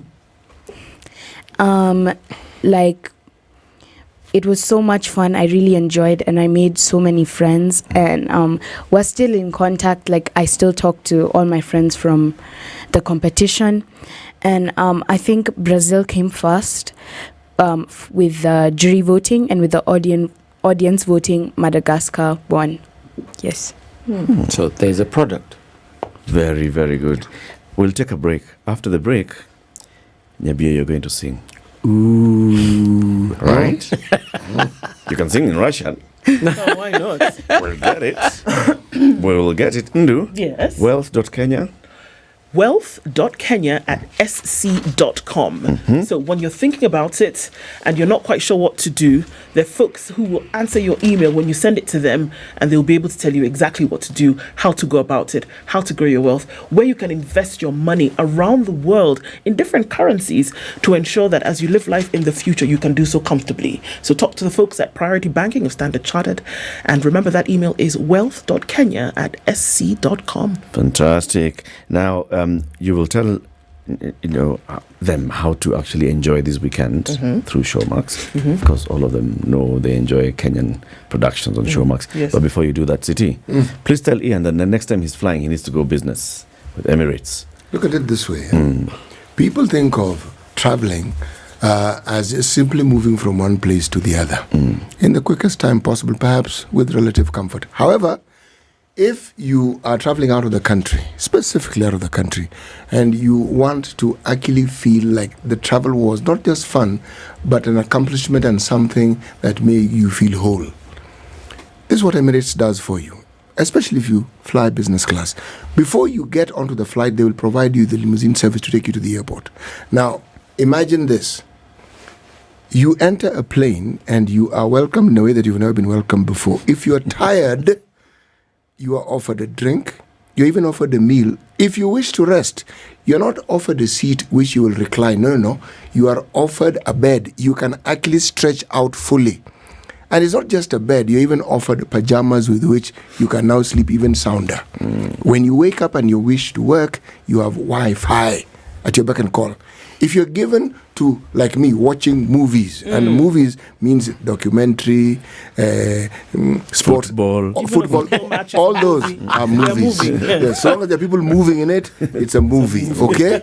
If you wish to hang out with some people and you want to have a drink and a chit-chat, you will actually be able to do that while the plane is in motion, 40,000 feet above sea level. Now that is what Emirates Business Class offers you. So, when you're seeking to travel out of the country, don't just consider, please insist that you want to travel by Emirates Business.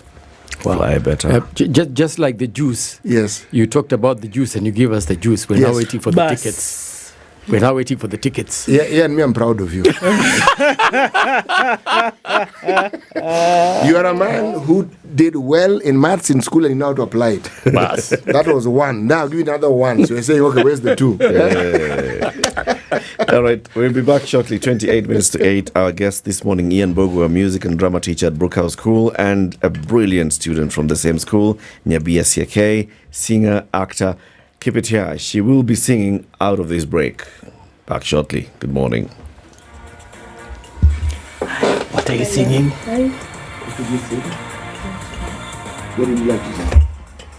This is the Situation Room, the only way to start your day.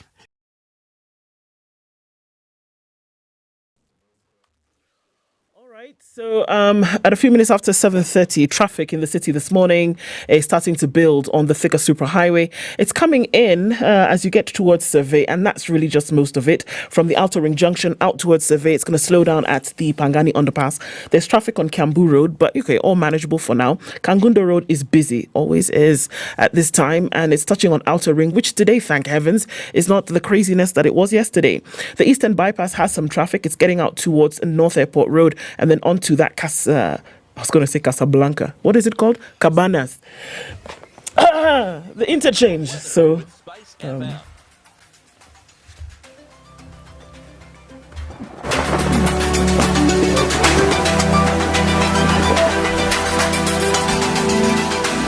Okay, cloudy at 16 in Nairobi, highs of 26 and lows of 14. We'll see highs of 26 and lows of 11 in Nakuru. It's 16 and sunny in Nyeri with highs of 26. And we'll see highs of 24 in a mostly clear Eldoret at 11.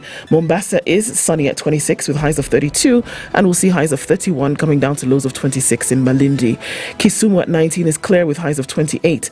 And we'll see highs of 28 and lows of 13 in a clear Kakamega. Kampala at 19, cloudy going to highs of 28, while Dar es Salaam at 26 is sunny with highs of 30. Johannesburg warmer at 21, cloudy this morning, going to highs of 33. And Mogadishu at 26 is cloudy, with Addis Ababa clear at 7. We'll see highs of 22 and lows of 5. Lagos is partly cloudy at 25, going to highs of 32. And we'll also see highs of 32 in a partly cloudy Kinshasa at 22. Mature, intelligent talk every morning. Spice up yourself.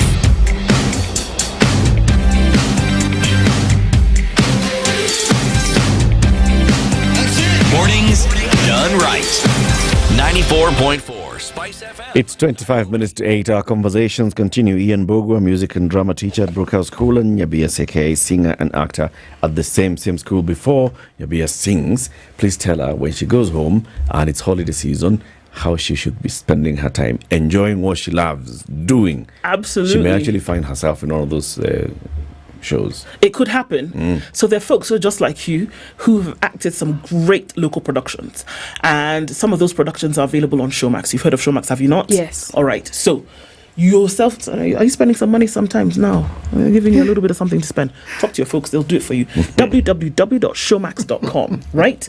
That's what you need to log on to. And for as little as 300 shillings a month, you have access to all these great productions, series, movies. Don't listen to CT. We know that he thinks that everything that moves and you can watch it is a movie. Oh, actually, he's kind of right. But okay. Sports, documentaries, anything that you want to watch available, and some fantastic local productions. And so the great thing about this is that I'm sure you know, you don't have to sit in front of the TV to watch. You can take your entertainment wherever you go with Showmax. So this festive season, when you have some downtime, shika Showmax. And you can watch me there. Yeah. How many shows of yours are on Showmax now? My goodness. I quite a few. What time do you get? Okay, no, we'll come to you shortly.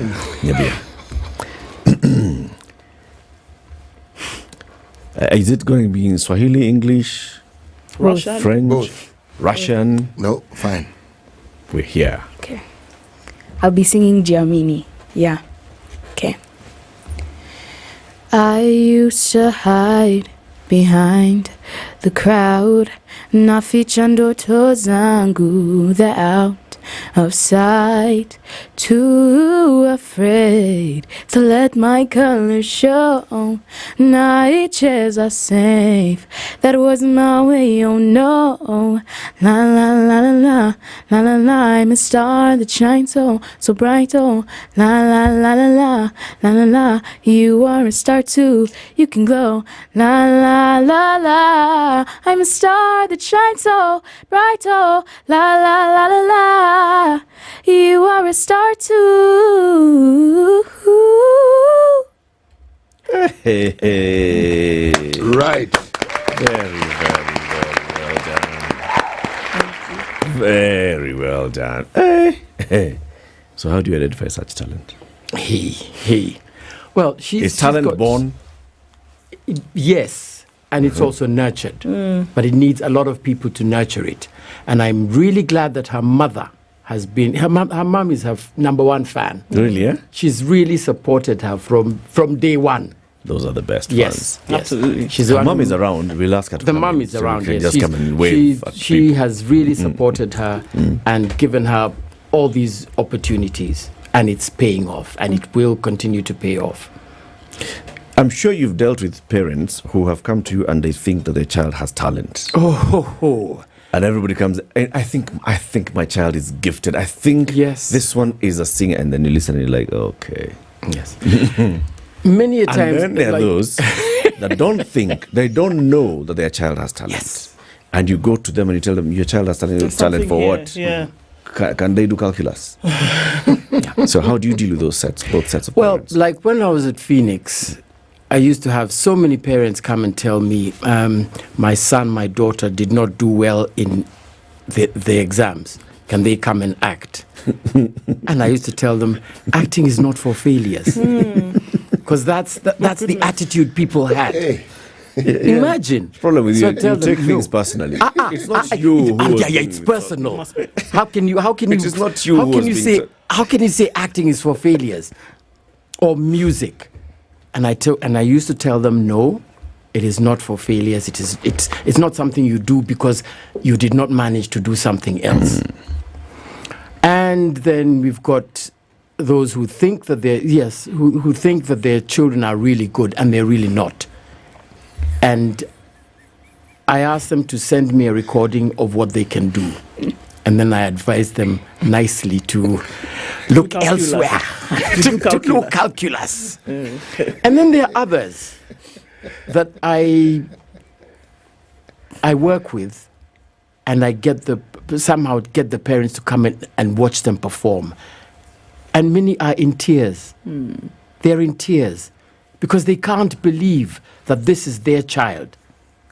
And it really warms my heart when they realize this is a talent that needs to be nurtured, and they do that. Is there a lot of that? A lot of children who are really talented and passionate about the arts? Absolutely. And they are hearing school, they're in your class, and they really want to do this, but then there's conflict at home because the parents don't want this. Always.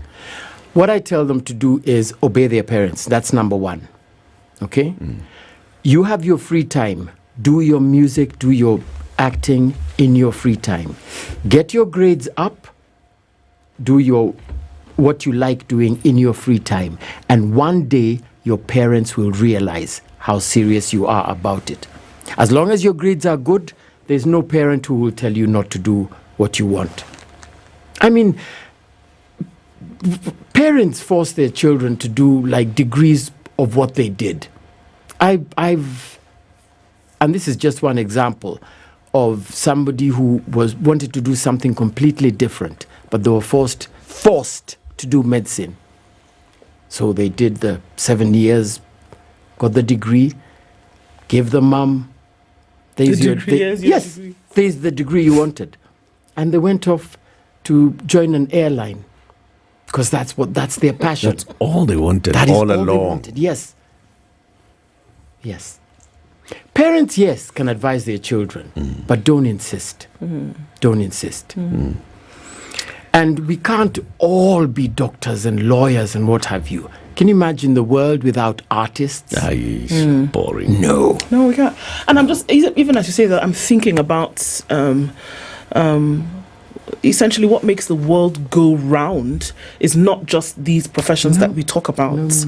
And so when you think of some of the nations who use arts essentially and use talented people as ambassadors for their nations, I mean, if you think about the United States, for example, one of the first things that you hear about is Hollywood. You do not necessarily hear about, Fort Knox. You hear about Hollywood first. When you hear about some of the greatest musicians that come out of Europe, some of the greatest musicians that come out of South Africa, for example, and they use those individuals essentially to raise the profile of their nations. Absolutely. How far do you see the talent that you have taking you? Not just for you, but I mean, what you can do beyond school. How far do you see that? Do you see, or do you think about that? Or do you think, okay, yeah, well, Brookhouse for now, then when we're done, we'll do something else. Do you see it taking you much further? Yes, I do actually. I think I want to continue singing and drama, and I feel like it'll take me somewhere like bigger than this, and I feel like I'll be doing interviews a lot more, and I feel like I can encourage kids like to pursue their talent, and yeah. What has that done to you? I mean, among your peers, your larger family, your teachers, just the fact that you are so good at singing, so good at acting, you've appeared on a TV series. I mean, you're the superstar of the family. Yes, for my family, they're really go superstar, yeah. And you feel good about that? Yeah, I love them. I love them because they encourage me, and they're not sour about it, because like if some of them didn't get the opportunity to do what they wanted to do, they would have just been like, she's not even that good. But they don't. They encourage me, and they Does your mom like music? Yes. Does she sing? Okay. We'll ask her when she comes in. We get it. No, we'll make her sing when she comes in. We get it. The mom sings. I got my singing from my dad's side of the family. So my great grandpa, so my dad's grandpa, was a obokana player. That's a traditional Kisi instrument. And then my dad, he sings in the car. Yeah. Or the shower. Yeah. My aunt, she is a musical professor at Kenyatta University. And yeah. So it's something in the family. Yes. Right. I'd like to understand this now. How do you balance this delightful capacity that you have with the other academic requirements that the school has for you? It's not the only thing that I do. I feel like you can say that music is my best talent, but it's not the only thing I can do. Like I'm pretty good at geography, English, history, math. I'm okay at math. Calculus. Yes, I balance it because that's like, if music doesn't go well, and I'm pretty sure it will, I can have other things to back me up, and that's not the only thing that I have going on for me. There you go. And I mostly do my music lessons and stuff like this after school on the weekends. I don't let it overtake all my academics because I put my academics first because that's the thing that I do the most, and that's the thing that like universities and stuff will look for, but also music is important. Indeed. Yeah. She's also a school leader. Yes. Not surprised. Yes. There's something interesting about the times in which we live. The time in which we existed and were young, same time that Ian also existed. Ian, you're not getting away with this one. Wait, I'm young. Yes, younger. You are identified by probably a single discipline. But the understanding that human beings are multi-talented, you are on the right path in this sense. Yes. You can do many things at the same time as you move along in life. And you can be defined by many things, not just one. Absolutely. Yes. Gone are the days where you get into a job and you retire as that. Gone are those days. But it becomes you. Yes. Your job is you. Yes. But now you've got to do many things. Yes. And, you know, some people, we think, I've heard sentiments where, you know, they say, okay, so what is it? Drama, get on the stage, just act. If you want to sing, open your mouth and sing. Well, I think maybe a little bit more than that. As we've come to realize that if you want to be involved in some of these activities, also perceptions might be different, Ian, where people say, well, then it is an expensive affair. Not everybody's going to be able to travel to Russia to do to participate in a contest like that. Not everybody is going to be able to attend a school whereby these talents can actually be nurtured. And we'll find that, you know, run of the mill, you know, somebody's walking somewhere where you would expect, even if it's a lower social status or social class, and the talent that resides there is unbelievable. But they don't have an opportunity to be nurtured. How do we deal with that? And I'm looking at it from a national outlook now. You know, where we talk about education all the time and the responsibility that the government has.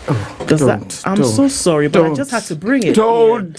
I'm sorry. We can duke it out later, but now we have to look at that seriously, because I think there's a lot of resident talent that's just not tapped. It's not nurtured. How does that happen? How do we work that out? There is a lot of talent, and they're called underground underground musicians who have a lot of talent, but we hardly ever get to hear them. The beauty of living in the technology world is that we've got social media. So if you go into social media, you will find very many artists who are unknown doing great things.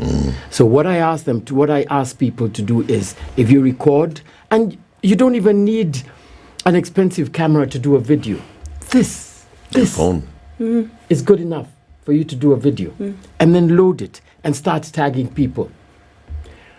Out even in the West now, we've got so many artists who have been discovered because of doing TikTok, because of doing videos that were on YouTube. And what does it cost to do that? Virtually nothing. But apart from that, we do need support. We do need support. The government, absolutely no support. So it would be up to schools and up to firms and up to Ians to bring these people up and give them a platform. Yes. But Ian, the public school system has the National Drama and Music Festivals, right? Yes. That just goes across the country. So across the country, there is a term that people know that this term is for drama. Music and Drama Festival. Yes. And it's something very big every year. But where does that talent go to after that? That's the question. So what should happen? What should happen? What do you think ought to happen up to that point where, all this talent is actually being nurtured and coming up, and the best then go to perform in front of the president? And then that's it. That's the end of it. It's sad because that's the end of it until next year. There should be a way of getting all these so-called winners to tour the country and showcase their talent. You never know who's watching. There was a time we used to take troops to China, acrobatic troops to China. That no longer, I don't hear about that now. So we need to recognize that the arts can employ so many youth.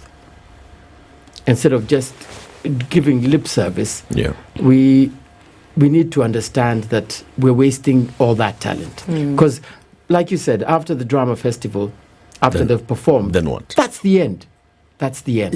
Maybe some of them will perform well in KCSE, end up at KU again to go and study the same, and then what? And then what? Remember, the immediate former president had this conversation on and off with people who were in the creative arts. What became of that? Nothing. Oh, dear. It's talk. Nothing. Okay. Surely, nothing doesn't mean zero, Ian. Does nothing mean zero? Well, nothing good came out of it. It was just talk. It was just talk. But what is the okay? What is the talk about? What was supposed to have been achieved? Because there were conversations, they were in the public domain, and then people talked about it. That's just it. That's just about it. That's just about it. Just typical politics. Talk, and nothing comes out of it. What would the government need to do? Let's theorize here for a moment to ensure that something does come out of it. Take the arts seriously and pump in money. Offer training for actors, for scriptwriters, for directors, for musicians. And start off in every county, places where people can come together, youth can come together and get training and showcase their talent. We've got so many teachers, graduates of music and drama who've graduated, have nowhere to go. This could be a way of making use of them in their own areas. And they bring people together. We can get people to donate even instruments. Ghetto Classics is a perfect example. They've got instruments that have been donated from out of the country. And we've got youth from the slums that have formed an orchestra. They play really well. Supported by Safaricom. Now, how many other Safaricom's are there out there? So we've got the Talanta Academy, right? Okay, tell me about it. What does it do? So if you think about the initiatives that have come out, and even the president launched this one, the Talanta Academy, right? Yes. With Ababu Namwamba, the former CS. And the whole idea was, can we have a national conversation about all these other talents? There's talent in sport, yes, but then there's also talent in performing arts. And the Talanta Academy was then launched. And what do you think this academy should be doing that it's not doing? Well, what is it doing? Where is it? What have we seen come out of it? Forgive my ignorance. You're in that space. I thought you'd know. I don't know of it. I don't know what it's done. But you've heard of it? Yes. What have you heard of it? Just that it was launched and that was about it. So a lot more needs to be done. A lot more needs so to be that done. people like you who are in that space ought to know about it. Because, I mean, if one of the greatest actors in Kenya does not know about Talanta, There's a problem. and coaches like you, if you do not really know, then there's something here. There's a disconnect. There is. Kipchumba, hear this. So that's a message to the CS. Kipchumba Murkomen. Nyabia, you're going to sing before we finish, so you have like another 4 minutes to think about it. And as you think about it, answer this question. So you've acted even in a TV series. Tell us about that. How did you get on TV? So I auditioned for the role, but I think the producer or something, one of her children went to my school, Makini, my old school, and she said, get kids that are talented, make them audition, because we need kids for this role. And my principal, she said, can you get Nyabia to like do some scene where she's crying or she's looking sad or something? And my mom, she told me, yeah, just pretend you're crying and pretend you're sad. And I did it, and they sent it to the organizer, and they saw my talent, and then they said, yeah, we want her for this role. And I booked the role for Lila in Zora. Mm-hmm. Yeah. How was it watching yourself? Embarrassing. I did not like it at all. Perfect. Yes. Yes. No, that's the way to start. Yes. That's the way to start. Mm-hmm. Every actor, every musician, nobody wants the very to first bit, it's when you watch it much later. Yes. But you have to start somewhere. But it gave you confidence. Yes. Yeah. Because when you now started hearing feedback from other people who've seen you and they're like, oh, you're so good, and you're wondering, are you people normal? Exactly. I actually don't think I am good at all. And yet everybody else is telling you that you're really, really, really good. So that gave you the confidence. As before we finish, Ian, your school, and many people are actually talking about, the Brookhouse School, and it's good that people are going to the website and checking out the school and seeing, okay, so these are the fees, but these are the programs that you also offer. Yes. You also do a lot of these plays annually. Yes. And Nyabia has told us that there's one that you're working on now. Mm-hmm. What are these about? Every year we've got plays for all year groups.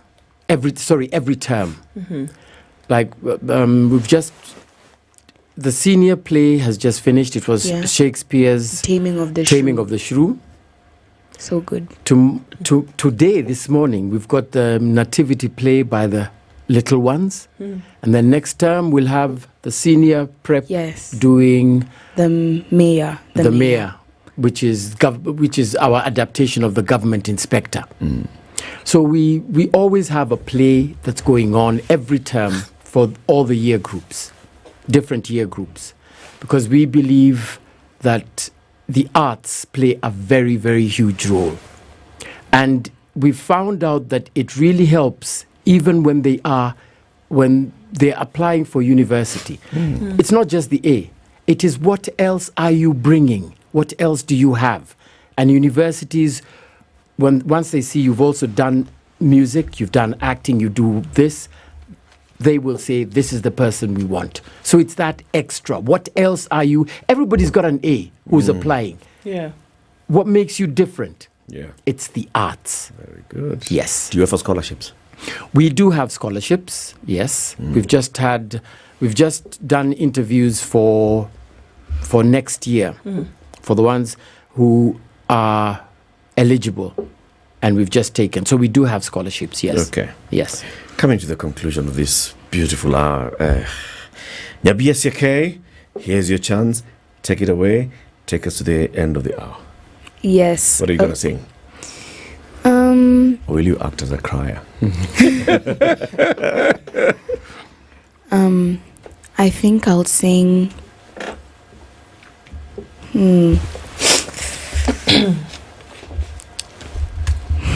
Wow. Oh, I'm thinking it about the happens. songs. No, it does happen when you're told to sing. Yeah, you're like, oh, of course. And then when you leave, you realize, hey, I could have done this, I could have done that. Like 7 other songs. Yes. Let the mom come in, and as you're thinking, yeah. This camera is gonna pan out so we can see the mom coming in, and take your moment and shine because you have done very well. She can do a Christmas carol. There you go. Yeah. Which? Yeah, Maina. The one who's in Okay. As she's thinking about it, take the mic, Mom. Okay. Take the mic. Yeah, for just like 30 seconds. Yeah. You're not prepared to do this, right? No. Your daughter did this. She tells us that you're very good at singing. You don't sing in the bathroom. You sing actually out in the public. We're not going to make you sing. Today is her day to shine. Yeah. What's your name? I'm Maureen, CK. Yeah. Maureen, you have talent at home. Yeah. And it's very good that, you continue nurturing and encouraging such talent to grow, because this is what they need. Like Wairimu has told us, this is it. This is the job of parents. That's what we have to do. Let the birds fly, right? Because they have places to go. Yeah. Are you ready, Nyabia? Yes. Okay, go. I'm going to sing Oh Holy Night. Oh holy night, the stars are brightly shining. It is the night of our dear Savior's birth. Long lay the world in sin and error pining, till he appeared and the soul felt its worth. A thrill of hope, the weary world rejoices, for yonder breaks a new and glorious morn. Fall on your knees, oh, hear the angels' voices, oh, night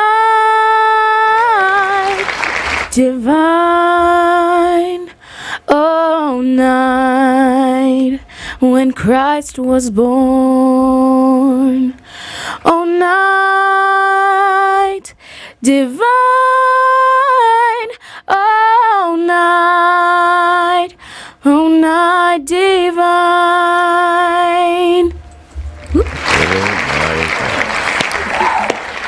And I saw Ian timing her to go to hit that key. You never can help yourself, Ian, can you? No. Thank you very much for joining us. you. Ian, Maureen, and of course the superstar. It's 2 minutes after 8, time for the news. It's been a lovely hour. Thank you. Oh, thank you.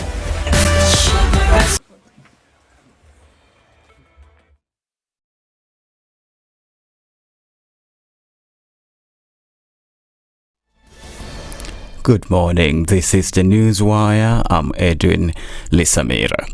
We begin in Kisumu, where flood victims are in dire need of humanitarian assistance. The more than 300 families in Nyandina village have been displaced after the Sondu River burst its banks, causing massive flooding. Their crops, animals and other belongings have been swept away. They are also concerned about the possibility of waterborne diseases as their water sources have been contaminated. These people have appealed for urgent support from the government and well wishes. Samba zimeharibika huku, maragwe zangu zimeharibika. Mwezi wa kwanza watoto wanaenda shule, za hata nimeshindwa watoto wataenda shule aje. Juu hiyo ndio nilikuwa ninategemea nikisavuna niuze nipate karo ya shule. Jamni olalo dhigi maji yote hujapatikana. Si maji ilikuja kwa boma fagia ng'ombe yote na mbuzi na kile kitu. Makuku meenda na maji. Masufuria watu hawana hata masufuria. Tafadhali leteni hata masufuria wapige nayo unga yenu mnaleta hiyo. Hakuna hata sufuria imeenda na maji yote. The Ministry of Labour has invited Kenyans interested in working in the Gulf region as nannies for interviews at the Nairobi National Polytechnic from 8 a.m. to 5 p.m. today. In a statement, Labour CS Alfred Mutua said 500 positions are available and the salary will range from between 41,000 shillings and 52,000 shillings per month, tax-free. Mutua said the recruiting company will cater for all pre-arrival fees, including visas and tickets, but applicants will have to pay a medical fee of 13,500 shillings. Successful applicants should be able to travel to Saudi Arabia before the end of the year and end early next year. Mutua further announced that a United Arab Emirates company will be in Kenya next week to hire motorcycle riders. President William Ruto has said there will be no corruption in the Social Health Authority, Asha, as long as he's president. Speaking during the official opening of the Kilifi International Investment Conference in Kilifi County, President Ruto reiterated his commitment to eliminate corruption across the country to ensure Kenyans get value for their money, especially in health. I want to assure the country that the challenges of fraud and corruption that had bedeviled the NHIF, they will never be, as so long as I am in charge, they will never be in our universal health coverage plan. We have costed the equipments, we have costed the drugs, we have costed the services with experts. President Ruto further dismissed claims of fraudulent procurement of the National Equipment Service Program from which counties will buy hospital kits. The procurement of any equipment, the one that I see people talking about in the media, there was a procurement process. It was carried out between the counties and the national and the Ministry of Health. There is no obligation on any county to get any equipment from any supplier. There is no one supplier. I think there are 7 or so suppliers. And there is no obligation on any county. Anybody who says they were forced by the national government to sign whatever contract, those are conmen and they are liars. Speaking at a different forum in Nairobi, Deputy President Kithure Kindiki said President William Ruto's administration will stand vindicated once Taifa Care and Asha is fully implemented. Niseme ya kwamba mfumo mpya wa afya kwa wote ambao tumeanza kama miezi miwili imepita hivi sasa, uko na changamoto kadha kwa kadha. Serikali inasikiza maoni ya watu na mashirika mbalimbali ambao wanachangia katika kuboresha mfumo huu. Tutaendelea kusikiza na kuboresha zaidi mfumo huu ili uwe msaada kwa taifa letu la Kenya. In Uganda, one Arsenal fan has died and another seriously injured after a security guard allegedly opened fire on a large crowd of jubilant supporters at a restaurant in Lydiah town. The fans were celebrating the team's victory over Manchester United. The building's manager is said to have been angered by the noise that the fans were making and asked the guard to intervene, but the fans did not quiet down. Witnesses said the owner switched off the power in the restaurant, angering the fans who responded by making even more noise. It was then that the guard allegedly opened fire, firing several shots. That's the Newswire. I'm Edwin Lisamira.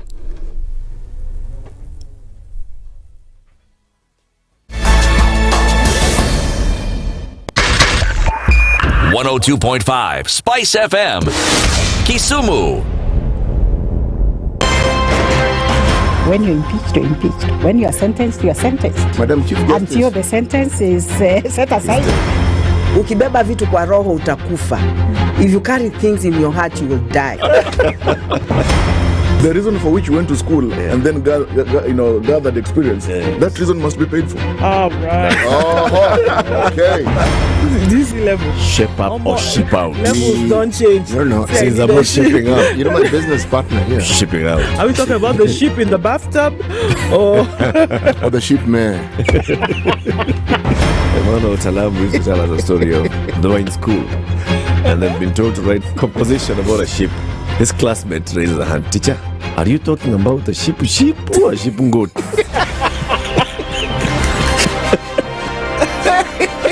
The Situation Room, Kenya's biggest conversation.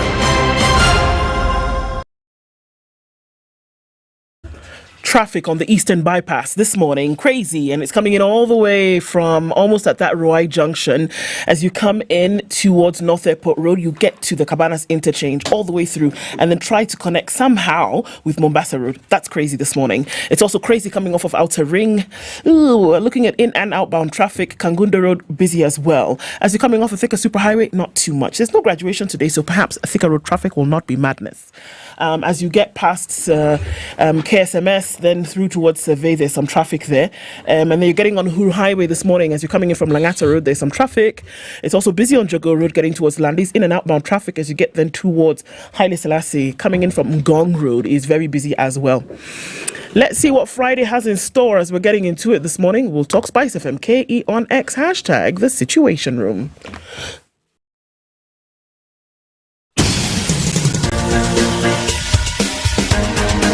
This is The Situation Room, the home of hard-hitting political commentary and penetrating insights about the state of the nation. This is a talk radio experience like no other. The Situation Room, a place for hard truths, debates, and elevated conversations. The Situation Room, witty, political, engaging, deep, controversial. In the room, we have C.T. Muga, researcher, academic, seasoned political observer, a fountain of wisdom in these politically uncertain times. Ndu Okoh, Nigerian by birth, Kenyan by choice, communications expert, Pan-Africanist, a truth seeker and believer in people power, and Eric Latiff, agent provocateur, the man in the chair, seasoned journalist, news hound, a man who believes in punching up, not down. This is The Situation Room, the only way to start your day. 10 minutes have passed since 8 o'clock, and thank you very much for keeping it locked on SpiceFM, on KTN, on YouTube, and Facebook, and X, and TikTok, where The Situation Room is taking place this morning as it does every weekday morning. Ndu? Yes? Finally, the final time I'm going to ask you to do this today. What exactly? Tell everybody about wealth creation, wealth protection, and wealth growth. There's a place called I Don't Know. Have you been there? Yeah. A lot of people actually reside there and have never found their way out of it. But let me tell you, if you're in that place of I don't know when it comes to wealth creation, wealth growth, and wealth management, what you need to do to get from I don't know avenue to I now know junction is send an email. Send an email to wealth.kenya@sc.com. What happens? Somebody's going to come back to you and say, okay, how much do you have? How much do you want to have? Where you can invest your money? On what global scale can you grow? Which bonds, which funds should you put your money in? What exactly is it that you want to do? You want to send your children to universities abroad later? You want to make sure that you can travel every year based on what you're doing now? Do you want to have rental income? Whatever it is that you want to be able to do, Standard Chartered and the folks at Priority Banking are going to be able to walk you on that journey to get you to move your real estate from I don't know to I now know. Yep. Send an email to wealth.kenya@sc.com because the folks at Standard Chartered are helping you grow for today, tomorrow, and forever. Kabisa. We said we decide what we want to do in this town, right? So, for example, today we've decided this hour between 8 and 9, we are going back to Thursday. It's our Justice Thursday conversation, and we are joined by Lady Justice Josephine Mungari of the High Court. Good morning, Judge. Good morning. How are you? I'm great, and you? Very well. Welcome to the hot seat of the Kenya's biggest conversation. Thank you. Judge, you're in the dock. Thank you. This is a 3-judge bench. 4-judge bench if you include me. No, you're not. Your Ladyship, you're in the dock. Oh, I am the accused. Here we have stripped you of any of that such titles. My office is constitutionally held. I don't think you have the power to do so. You need a tribunal to strip me. We, the sovereign, can exercise our power. You, the people. Directly. Or the people may. Not shall. People shall. The people will. Karibu sana. Yes. To Kenya's biggest I'm happy to be here. Eric and team, thank you for having me this Thursday, Friday. Yes. And as the High Court, I have been detailed by my principal judge to come and speak about what we're going to have next week, the inaugural annual High Court Summit, where we'll be discussing upholding human rights in a changing Kenya. The High Court is the only court in the country that is bastion of the Bill of Rights, that we are empowered by the Constitution to interpret and ensure that human rights given to the Kenyans and the duty bearers of human rights as a government and the other actors are held to account if and when they run afoul of what the tenets of the Bill of Rights in this country and in our 2010 Constitution entails. Very good. Yes. Very good. We're going to have an interesting conversation. Thank As you. we do that, Siti will welcome you and he will tell you about how you need to keep yourself hydrated, but also fresh with fruit. So he's going to give you liquefied fruit. That's what he calls it.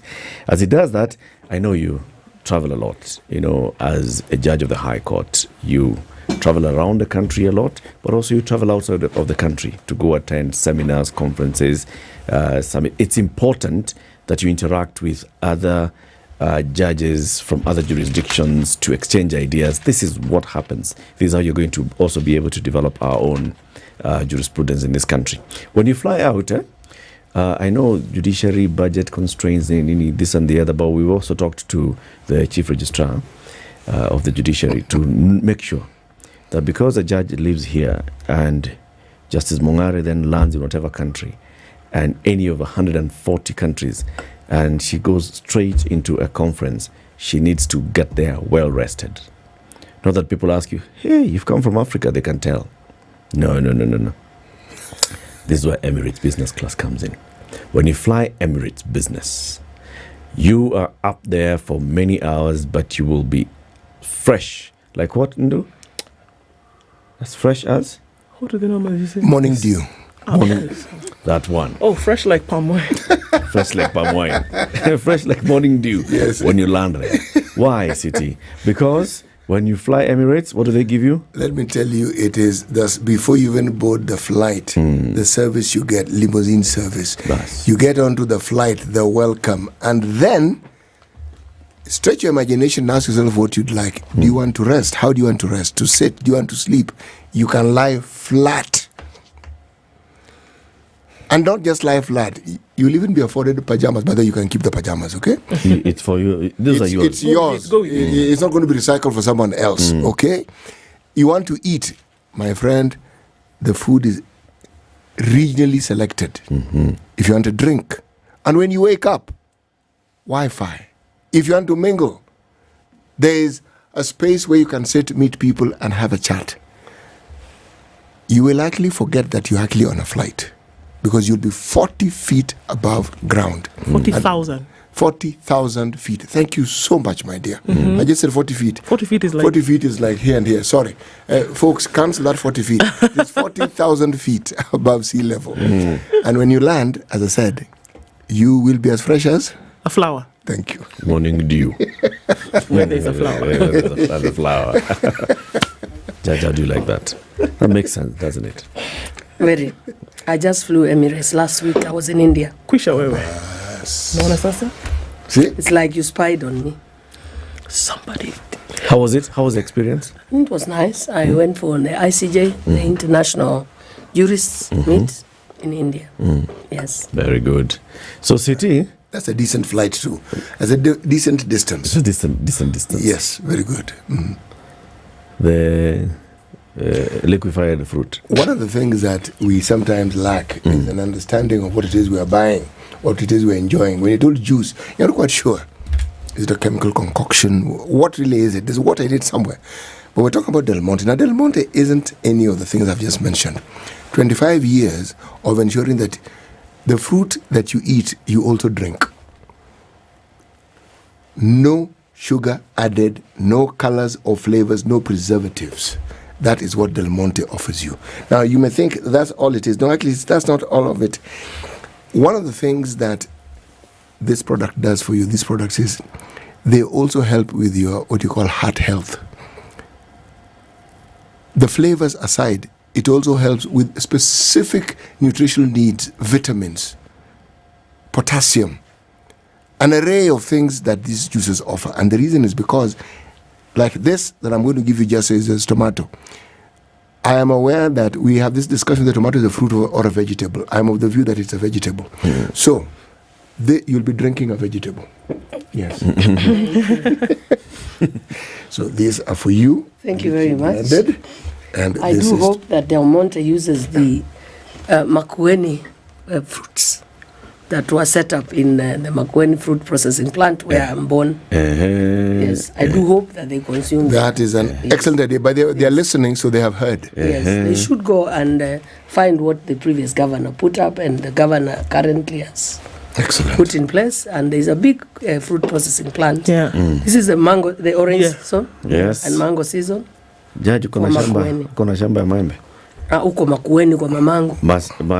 Msimu wa maembe unakuja. Ishafika. Bas. Wewe sasa urafiki itadumu. Bas. You. Thank you for the fruits.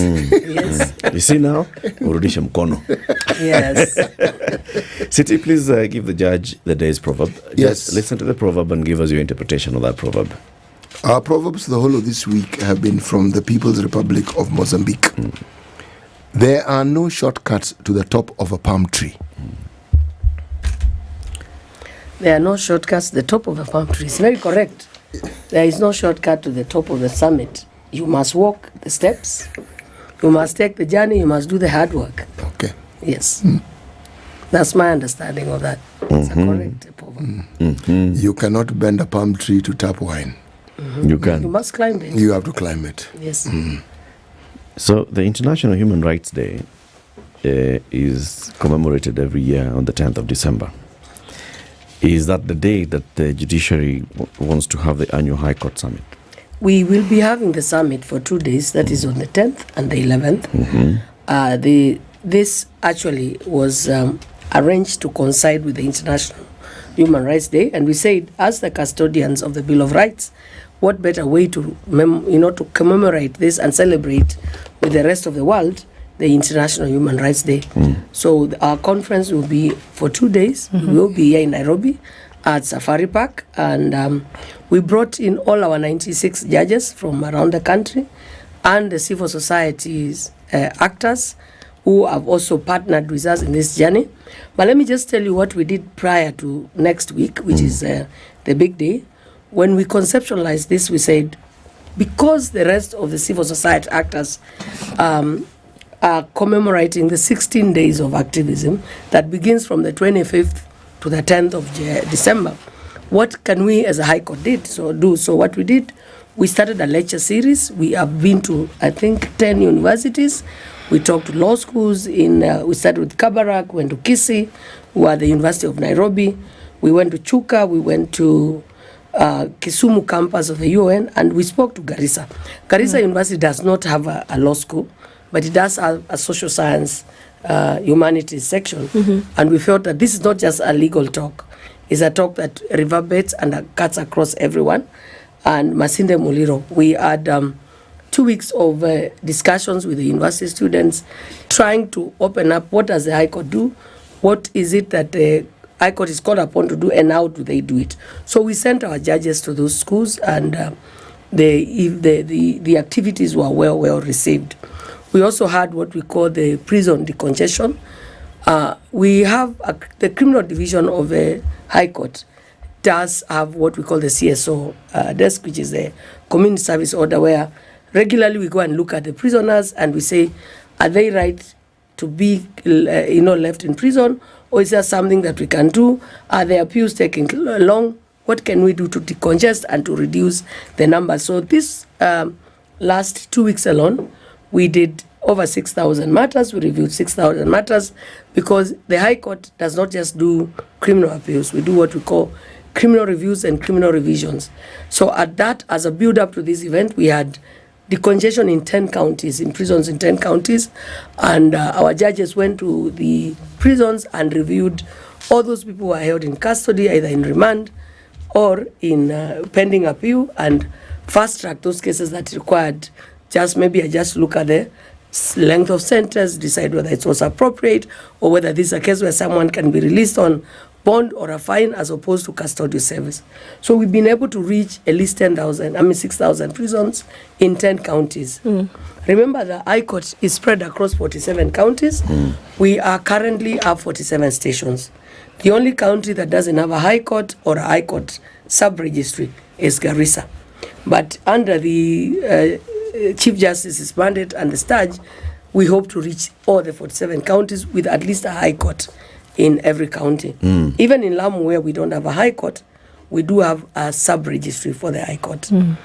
We've just had the high court open a series of high courts this last term. We had a new high courts opened here in Makadara. We had high courts opened in Kibera, Isiolo, Olkalau, and Mandera.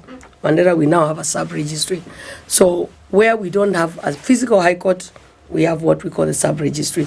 Sub-registry means that you can file your cases at that particular point, but they can be heard by the nearest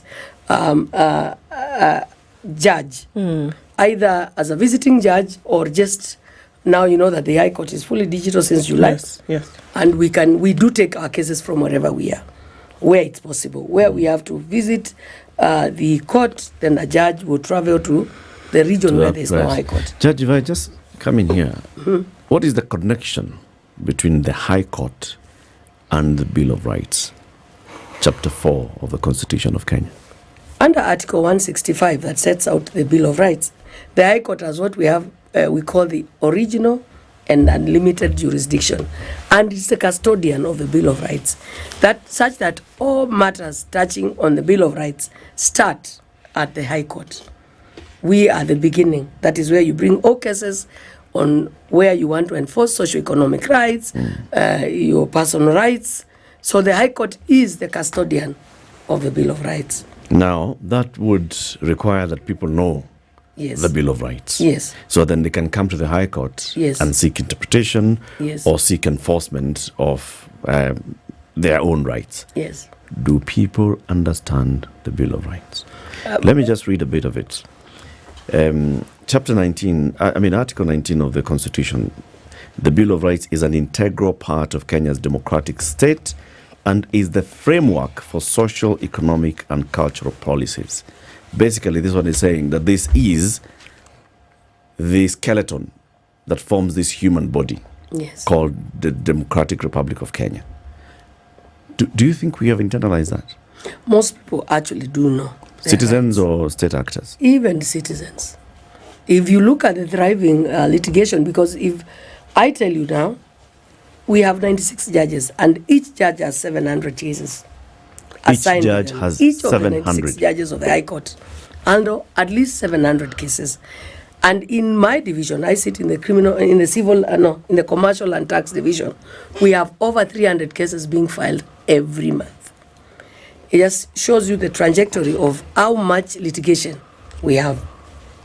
So litigation equals, and we can say most that people are seeking to enforce their rights. Okay, so there's so from what you're saying, there's an understanding across board. That if there is a violation at some point, that most Kenyans then are aware that the court is the place that I can go to have this particular issue ironed out. Yes, and that's why at Nairobi we have a dedicated division, the Constitutional and Human Rights Division, where most of these cases are started.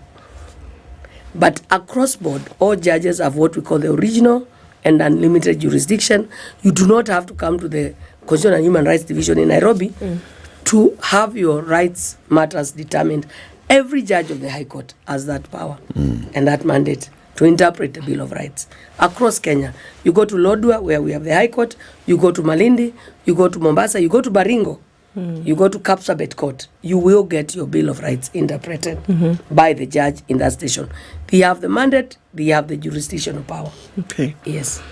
Can you invoke these rights after the fact?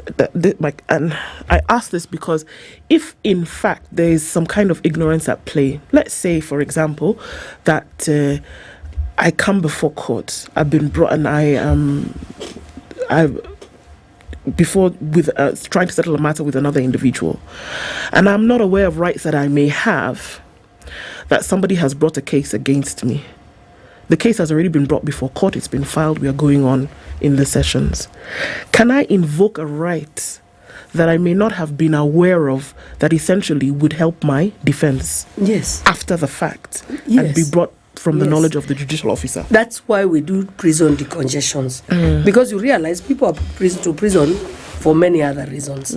Maybe there was a brawl in a bar and you find the magistrate that tried you found that you are the one culpable and put you in. But maybe he's the one who started it. And the law, it beats both ways. So when the matter comes to the High Court, we are looking at why your rights violated by that incarceration. Remember, the case has already been concluded. And the High Court has that power to say, no. There was a misapplication of this. The person who is in custody is not the right person. And they'll let you go. Yes. So what happens in that case? Yeah. Your rights were violated. Yes, then you seek what we call damages. Okay. Yes. So from whom? Okay, for instance, because in this if it's a criminal case, if it's a magistrate who sent me to prison. In the first place, yeah. No. But the magistrate was just an arbiter. Remember, there's a person who arrested you, decided that there was evidence. The magistrates can only rule on the law and the evidence that is presented before them. But the person who made the charging decision is the duty bearer. They're supposed to have looked at the evidence, decided there was a case, and brought it to the magistrate to interpret. Okay. So, for instance, if the High Court finds that your incarceration was wrong, they will then now review that judgment and say, you are arrested, you are not supposed to have been arrested. Therefore, your rights were violated. You are free to go. So would you come back, you say, the state is the duty bearer. And the state, in this case, we are talking about the police and the charging decision maker, which is the ODPP. They ought to have made the right decision and brought the right person, or not brought me at all. That is the duty bearer. The state is the greatest duty bearer of our rights. Okay. Yes. But who informs about what may have been either, left out previously? If you find that truly there was an abrogation of these rights at some point, who makes that information known? If I still do not know, would it be my lawyer? Would it be the judicial officer to say, hold on a minute, guys, even after the fact, let's say this person has been sentenced and gone. Yes. Is it the judicial officer to go over it again and say, actually, hold on, guys, something here is amiss? Or would it be a legal officer, your lawyer, for example, to say, guys, this didn't make sense? Who makes this information known? Let me take you back to the decongestion process. Okay. The decongestion process is one way of looking at those rights. Are these people in prison supposed to be here? Okay. That's where the High Court comes in and say, we have the power to review decisions of the lower court. We have the power to revise. So we have a revision power under the Penal Code and under the Bill of Rights. We have the power to look at what took place and how it was done. And that's why we're talking about having reviewed 6,000 cases. Among those cases, some were found rightly to be in prison.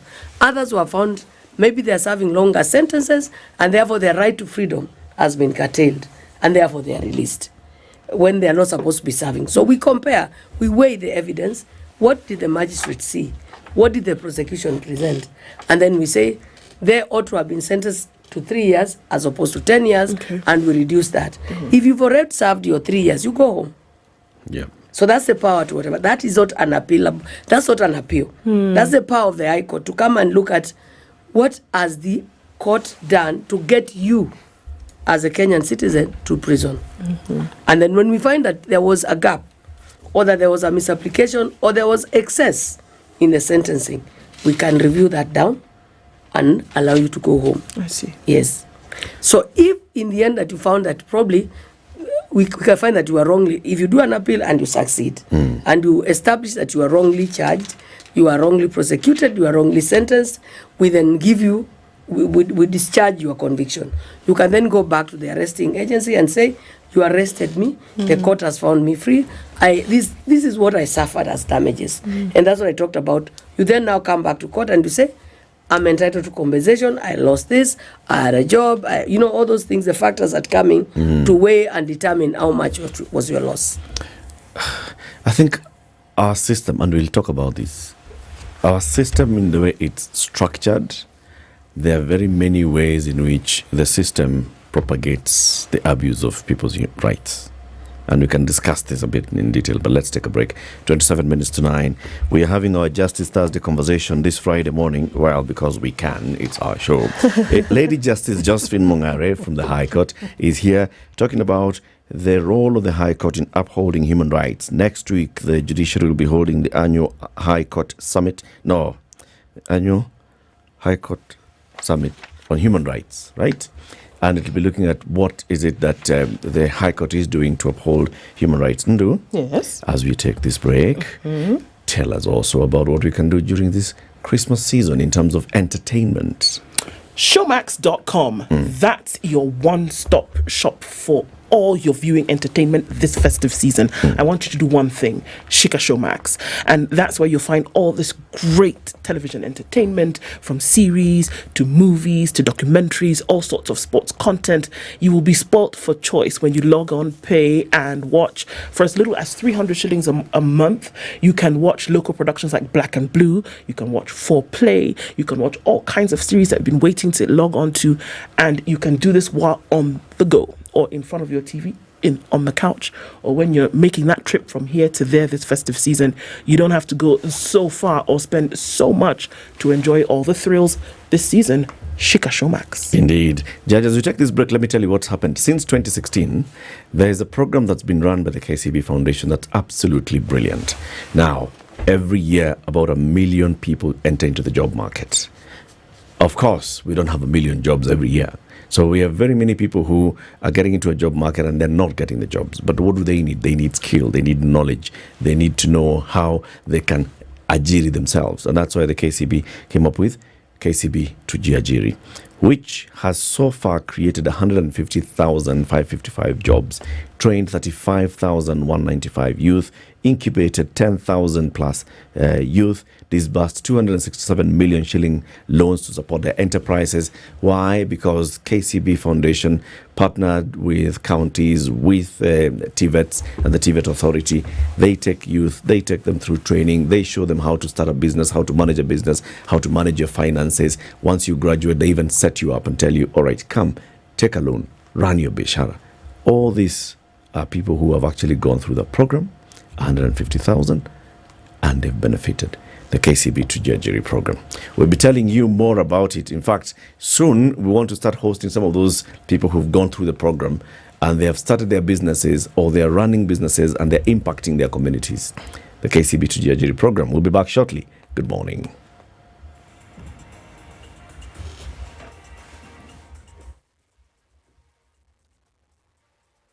This is the Situation Room, the only way to start your day. The weather with SpiceFM. And partly sunny conditions in Nairobi, highs of 26 and lows of 15. We'll see highs of 26 and lows of 11, and a sunny Nakuru at 18. It's 18 and sunny in Nyeri with highs of 26, while Eldoret at 17 is sunny, going to highs of 24 and lows of 11. Mostly sunny at 28 in Mombasa with highs of 32, and we'll see highs of 32 as well in a partly sunny Malindi at 29. At 22, it's sunny in Kisumu with highs of 28, while at 21, Kakamega will be sunny through Friday with highs of 28 and lows of 13. It's a rainy morning in Kampala.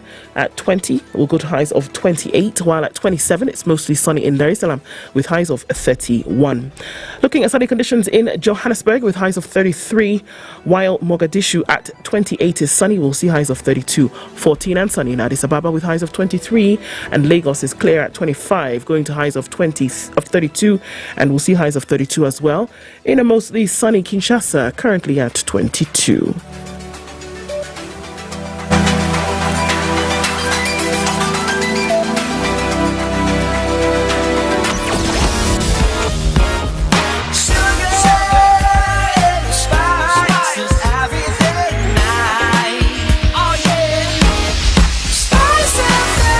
Spice up your life.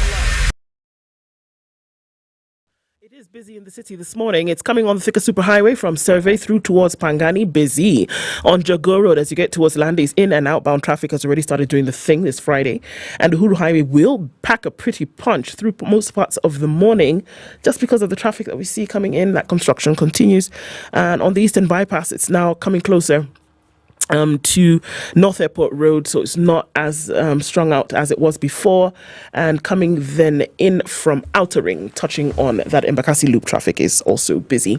Let's see what happens as we get through traffic hour, and we'll talk on SpiceFM KE on X, hashtag The Situation Room. Mature, intelligent talk every morning.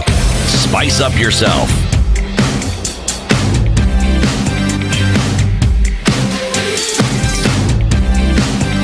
Mornings done right.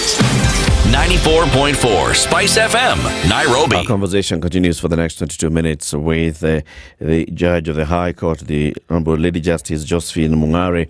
We are talking about the role of the High Court in upholding human rights. So, Judge, listen to this practical case. Somebody is arrested and accused of defiling his daughter. The case goes before the police. Police take it to the prosecutor. Prosecutor takes it to court. The court listens to the evidence brought before court, and the court is convinced that this person is guilty, convicts him, sentences him, goes to jail. Man appeals. Court of Appeal listens, says that he had been sentenced to 30 years. In fact, stay there for life. And then that 7-year-old daughter is now coming of age and comes and says, I want to revise what I had said earlier. That no, I was actually coerced as a 7-year-old to come and say this. And there's all this that I'm now saying that no, the police were, coercing me and so on and so forth. But basically 17 years later, this person is now being set free by the courts, goes back home. Where are his rights? Where are the rights of the children whose father was taken away from them for 17 years and they've ended up? Is there any form of justice that can come to them? Because you're talking about rights here. There are several actors in that journey. There is the complainant who brought the complaint. This child was a minor. Yep. There was an adult in the conversation. There was. Because minors have no capacity to press on charges, especially at the age of 7. Yep. Because the age that you can start looking at a minor with capacity is the age of 12 and above. So there are several actors along the journey. There is the police. They weighed the evidence, and the police acted on the information they were provided. There's a medical professional who did the There was a report. medical doctor who came and said, hey, look, yes, there was defilement here. And yes, we've taken, because there's a lot of evidence that goes into charging. Yep. Remember, there's going to have to be a medical report to show that there was defilement. There's going to be a linkage between the accused and the defilement. Yes. Was there any DNA testing that connected whatever was found on the child on the man? And that's the evidence that the court uses. Now, when, as a court, you act, you look at the facts and the law. And that's it. You are not outside there. So the facts are brought to you by the charging authority, that is the DPP. The DPP has collected it from the arresting authority, that's the police. Those are the two state actors in this one. Yeah. But where do they get the information? There is an adult who complained, because this child had no capacity to complain. And even if they did, they were no capacity to manufacture and bring this evidence. So when this person is eventually released, there are all those other things. But remember, what has the court done? The court at the trial level looked at the evidence what was said. before it. They interviewed people, they had evidence given by the accused persons, and they relied on that to make a finding of guilt. The High Court came and upheld that finding of guilt. They reviewed what the magistrate did, because at appeal you review. The High Court, of course, because the court of first record after the appeal, can relook at the evidence. But the Court of Appeal only looks at the law. It says, did the High Court judge apply or interpret the law correctly in this Sexual Offences Act? Did the sentence commensurate with what is set out after you look at the facts? So where does this person's rights lie? You have to move back to the actors in the whole system. Who misled the police? Were the doctors' reports doctored? Or were they correct findings of, that's a science. So the court, you cannot say, okay, now I will sue the court because I was whatever, because the court relied on what was brought before it. And remember, in making a decision as a judge or a magistrate, a judicial officer, you rely on what is availed to you. You listen to Eric Latiff, he testifies, I was there, I saw, I picked these clothes. You listen and the doctor says, we did this, a DNA matched with the dad. And you say, yes, this child was defiled. So what is the court to do? It relies on that. Yes. Now, this so is if you want to go and look for who then is responsible, look at where the conversation began. The actors. Yes. This is where I wanted to, I was raising that issue. Yes. Just as a point of argument, that maybe the way we have structured our judicial system, then allows such loopholes to happen. Because this judicial officer, the magistrate, the judge, is only looking at what has been brought before them. So if there's some level of conspiracy or errors of omission by any of these actors, then somebody ends up getting the short end of the stick. And the judge or the magistrate is not going to get out of the court. You can see that there is what is being brought here by the defense. The defense is not questioning very many questions that you can see as a judicial officer. But because the defense is not questioning, you leave it at that. And so that then sets you up to get your rights being violated. That's one side. The other side is at the point of sentencing. Do you then have any say on what then happens? This is the father of a 7-year-old and a 9-year-old. The greatest duty bearer to protect that child. Yes. As you send them to prison, are you also asking, so where do these children go? Because then now there's a right of the child. And this is a child who has lived with this for 17 years. By the time this child is coming to the father and saying, I want to tell the truth, this is a child who has lived with this and has been tormented by this for all those years. 17 years later, can a 7-year-old recall what happened? Maybe, maybe not. But what I'm saying is this. At the time of interpreting the law, remember this is an adversarial system. Yeah. The defense has their say. The prosecution have their say. Did the father say, this is my evidence, I wasn't at this place, I was here, and the court ignored. You understand? Yes. Because that is why it is an adversarial system. Our judicial system is adversarial. Each side gets to say what happened.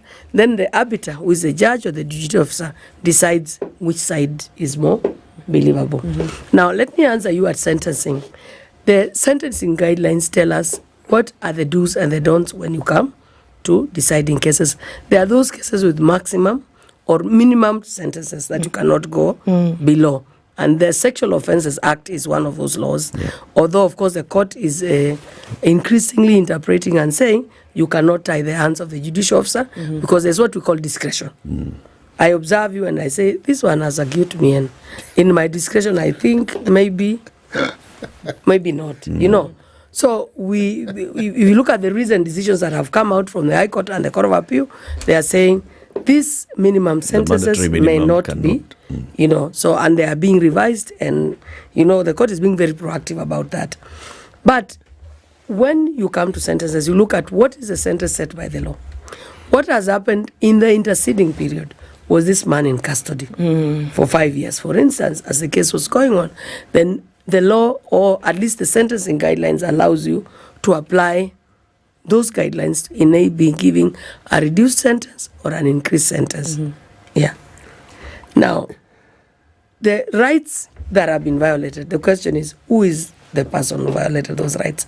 How do you get to the convener, the person who even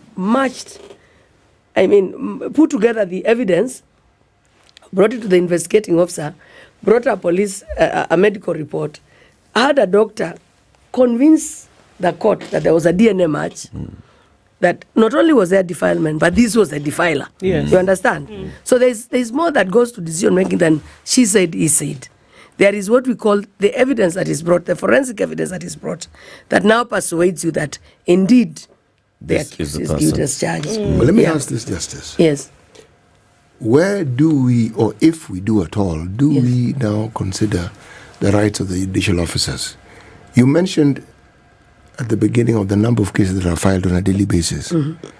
Is the judicial officer really in the right frame of mind to manage these issues judicially and to actually give the time and energy and focus that each and every of these cases is actually, what is demanded of them? Is it actually humanly possible? That's why the court has come up with very innovative systems of making sure that most of the cases that are not supposed to be in court are diverted. And you know now the court, especially the entire court, the entire judiciary has adopted what we call the AJS policy, where we are trying to say, are there any other ways we can resolve these matters away from having the judge sit and hear? Every day in my court, I look at matters and I ask the parties, can you discuss? Is this a matter you think we can refer to mediation? We have what we call the court annex mediation that takes off a bit of that pressure. Of course, the establishment under the High Court Establishment Act was supposed to have at least 200 judges, so that we reduce these cases to about 300 per judge. But budgets, the recruitment process, it's not easy to find a judge. I mean, to hire a judge and maintain one at the current budget constraints. So even being at 96, we're at an improved level. When we came in, there were 65 judges. We were hired 2 years ago. In that period, 40 judges have been hired. So the number has gone up. Remember, we also have, age-related retirements, attritions, and judges must exit as they come in. So because of the budget constraints, you realize that the court has had to innovate. And we have what we call Mahakama Popote, where we find if in a station you have less cases, then cases are sent to you from other stations. And because of the digital space, we have been able to achieve that by and large. Of course, the workload is high. The workload is extremely high.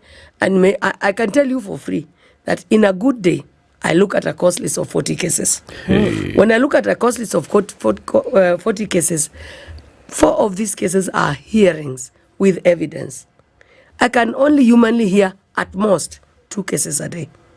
So what do? I push them to the next day. And then I look at 6 to 10 applications. There are submissions to be made by lawyers before me so that I can make a ruling. And then, of course, the rest are mentions, directions, and managing the rest of the court docket. So the court requires more resources. As a court, the entire judiciary requires more resources from the nation. We are the third arm of government, but we get less than, I don't know the budgeting bits, but what is allocated to the court is not able to bring in enough judges. Even JOs, we are at 600 magistrates to manage the workload and the caseload that is in this country. Brings me back to that argument. But what the court has said, have we sat down and started crying, oh, there's too much work? No. Through the STAJ, that is the social transformation for access to justice, the court has embraced AJS. And we have a full-fledged policy on AJS. We are diverting cases that need not or can be determined elsewhere to be determined by the Council of Elders, for instance, by the court annex mediation docket. At our division, we have arbitration as a full-fledged way of removing commercial cases that can go to the arbitrators under the Chartered Institute and elsewhere, so that we reduce the workload and we make sure that the wheels of justice move faster. We now have a policy that a 3-year-old case in the High Court is an old case. And after 3 years, we consider that case to be backlog. What do you mean by 3-year-old? Any case that was filed 3 years ago should be determined within that framework, so that we can say we are up to date. But can we actively manage that? It's beyond... It's humanly not possible. Yes. So what we do is that now, because we don't want to have these cases there, you have these parties talk to our court annex mediators. They look at the issues, they frame these issues, and they say, yes, I think I can bend and agree to a lesser settlement, or we can reach a win-win situation. And of course, mediation allows parties to still remain friends, because it's not a winner-take-all. But the judicial system, the justice system is set up on a winner-take-all. So when we offload some of the cases to the AJS platforms, of course, then we are able to manage the workload. I asked the question, if the rights of the judicial officers is violated, what then you do? You open a door to having a situation where those who come to your courts cannot fully hope that their rights will be looked into. I'm going to give you an example of what I mean. I worked in the field of HIV and AIDS, and one of the things we did as a preventative measure was voluntary male circumcision. And there were things we referred to as incidents as adverse events, where in the process of circumcision, something else is nicked which wasn't supposed to be nicked, or there's an accident. The demands of those who funded these processes required you to perform the procedure. They give you the number. You want to perform this number. All the incidences that were reported would occur when the 17th patient, the 18th patient, And if you look at the process that it took, it means someone was already tired. But in your case, this isn't fatigue, it's exhausted. Because this is exhaustion, because this is something you do every single day. Now, this is just the physical toll.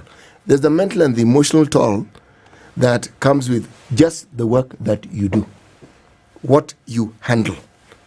Because one cannot run away from, you're reading it, you're listening to these things, it will affect you. So let me ask the question.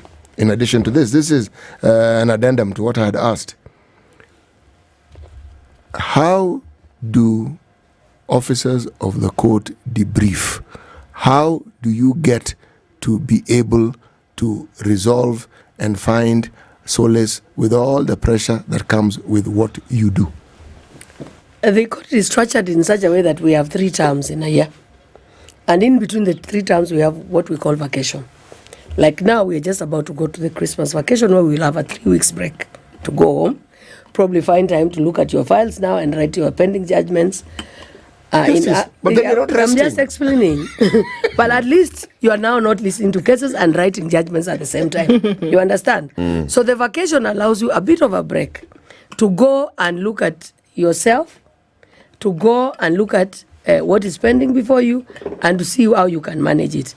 But we now, within the judiciary setup, we have a psychosocial unit, and we also do have an annual yearly wellness program for the judges, where we come and bring them to doctors, medical people, these physical exercise experts, and they talk to judges on how to do self-care. Of course, self-care is personal. But with the workload, it becomes a balancing act. So do you ignore the pressures of work or the cries of the people in prison who want you to go and decongest, who want you to hear their appeals and say, now it's time for my self-care? And of course, judges take their annual leave. So there is a way you can, with a balanced workload, you can, yes, in a small way, look after yourself. This conversation at the annual summit is outward looking. Let me explain. And we have brought in some of our stakeholders to start having these conversations. How do we support also the wellness of the judge? You understand? So we are going to have not just the lawyers, not just the judges. It's not an in-house, talk shop. We are going to have civil society actors, people who come to our court. It's what we are calling a big CUC. A big CUC, we know what we have, the court users committee, people coming in and we are telling them, this is where we are starting from. This is what we go through. How do you, as actors of this court, come in and help us achieve a balanced judge who is able to do their work and not burn out and doesn't retire to just go and die tomorrow? Yeah. Because they are exhausted, they are bent, they are spent. By the end of writing a judgment, I actually feel emotionally exhausted. Drained. Because you must read and remember what those people said in court. And so the summit is one way of having this conversation now taken out. Usually the High Court will have their own High Court leaders, the colloquium, those events and the wellness, as I talked about, where we go and debrief. But now we have said, let's bring in our court users. Let's bring in our stakeholders. Let us have a conversation. Judges also have human rights too. You understand? So how do we make sure that we are also not violating their rights when they uphold other Kenyans' rights? Do you think it has had any kind of impact? I mean, I just hear you now, and I remember that we had conversations even with technology of courts and users and things like that. Do you think it has an impact, or has it had an impact in the past? Just when you talk about being emotionally drained after doing a judgment, I think of the, judicial officers in different courts, whether it's criminal court, whether it's civil, and does it have any impact on the judgments or decisions that are made? I mean, it would, because you're dealing with human beings. These are not Martians who don't have feeling. Does it have impact on the decisions made? Remember, decisions are your personal interpretation of what happened after you look at the law. You look at the law, that's why you're trained as a lawyer. And so you come and look at the facts as they were presented to you, look at what the law guides you to do, and you do it. So, of course, it's an emotional decision. It's a personal decision. I was there. I looked at the evidence. This is what the evidence says. And this is what the law allows you to do. So, of course, going digital, has actually increased our workload. Because now you work 24 hours. I wake up at midnight. I find certificates have been filed. I give orders at midnight. There's no time. I cannot now say, I'm traveling from Mombasa. I cannot take the course. I will go to the nearest hotel, find Wi-Fi, sit down, take my course list, and then travel. So it even gives you less wiggle room. Yeah. And now people are saying, I filed my case. In fact, if I haven't taken yesterday's certificates, by the time I get to the court at 10 o'clock today, I'll find 3 letters to the DR saying, we filed the certificates yesterday, the judge has not looked at it, we know that our property is being sold, and therefore there is an increasing demand. Before we used to say, oh, Saturday, Sunday, you cannot see the court doesn't sit. Yeah. The court now sits 24 hours. Because we can The access court it. going digital means that the judge has more work and more opportunity to look and decide those cases on the go. But yes, it doesn't, that's why now the court and the entire judiciary has come up to look at how then we support the judge. The judges have their annual leave, the judges have a good medical cover. If you are under the weather, you can go, like I've been unwell, you can go and see a doctor of your choice. And we have the psychosocial support unit in judiciary that you can go and talk to someone and say, hey, apa, imenichapa. I'm having bad thoughts. And I think the bottom line, Judge, is just all of us to agree that for us to actually get our rights defended and to be able to defend our right properly, then we need the habitat to be working efficiently. So put in more money to hire more judges, Correct. Put in more money to support the judiciary so that then we can get those rights. And build more courts. Everything to make sure that our justice system is working. Lady Justice Josephine Mungare, Judge of the High Court, has been our guest telling us about the role of the High Court in upholding human rights. So next week, the 10th and the 11th, you have the summit, which will be looking at addressing what the High Court has been doing. It will be, of course, along the International Day of Human Rights. It's 9 a.m. It's time for the news. Keep it here for more conversations. Good morning. We're done.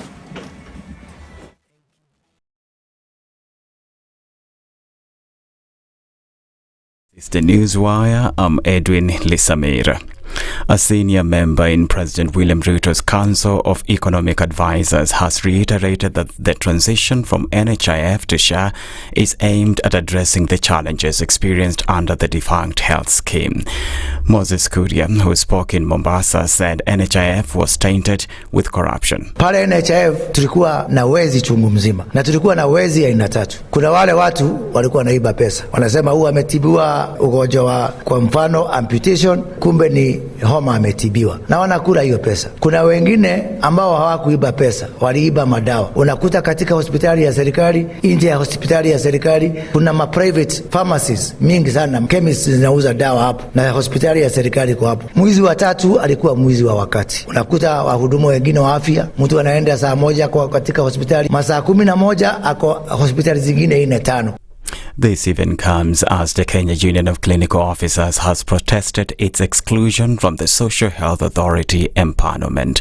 Led by KUKO Chairman Peter Washira, the clinicians called on President William Ruto to disband the SHA board and reconstitute it with individuals who understand the mission and vision of universal health coverage. A majority of the private facilities in the country are owned by clinical officers. But when Dr. Abdi and his team sat illegally against the SHA Act, against the Health Act, against the Clinical Officers Act, they decided they are not going to empanel and contract facilities by clinical officers. And the cartel that was bedeviling NHIF has started to regroup. It is regrouping under SHA, and it is extending its tentacles from SHA to this Ministry of Health and to the KMPDC. Now what these officers are doing who are at SHA are now subverting the law to actually amounting to what I can call legal captive. Former Internal Security Permanent Secretary Dave Mwangi has been taken to court over fraud involving a 3.7 acres involving land in Nairobi valued at 350 million shillings.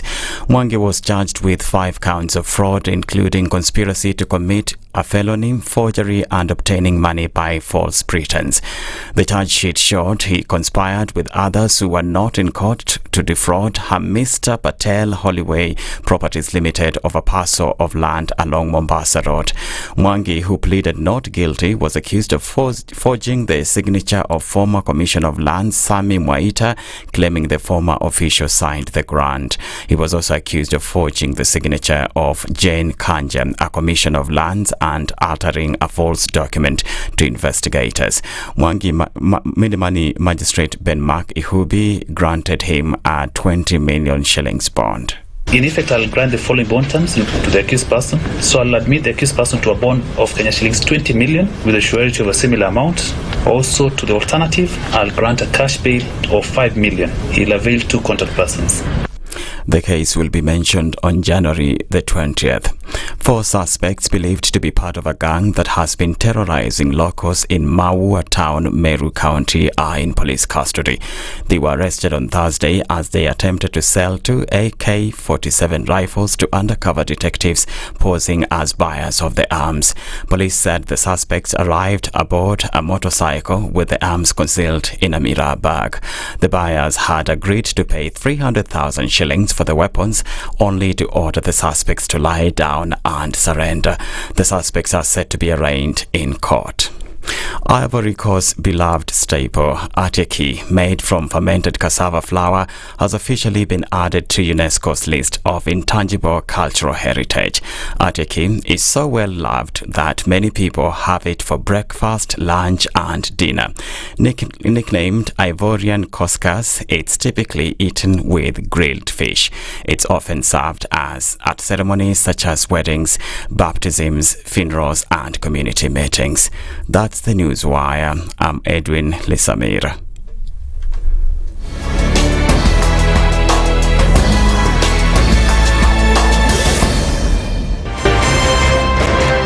One of the things that are ailing our country is negative ethnicity.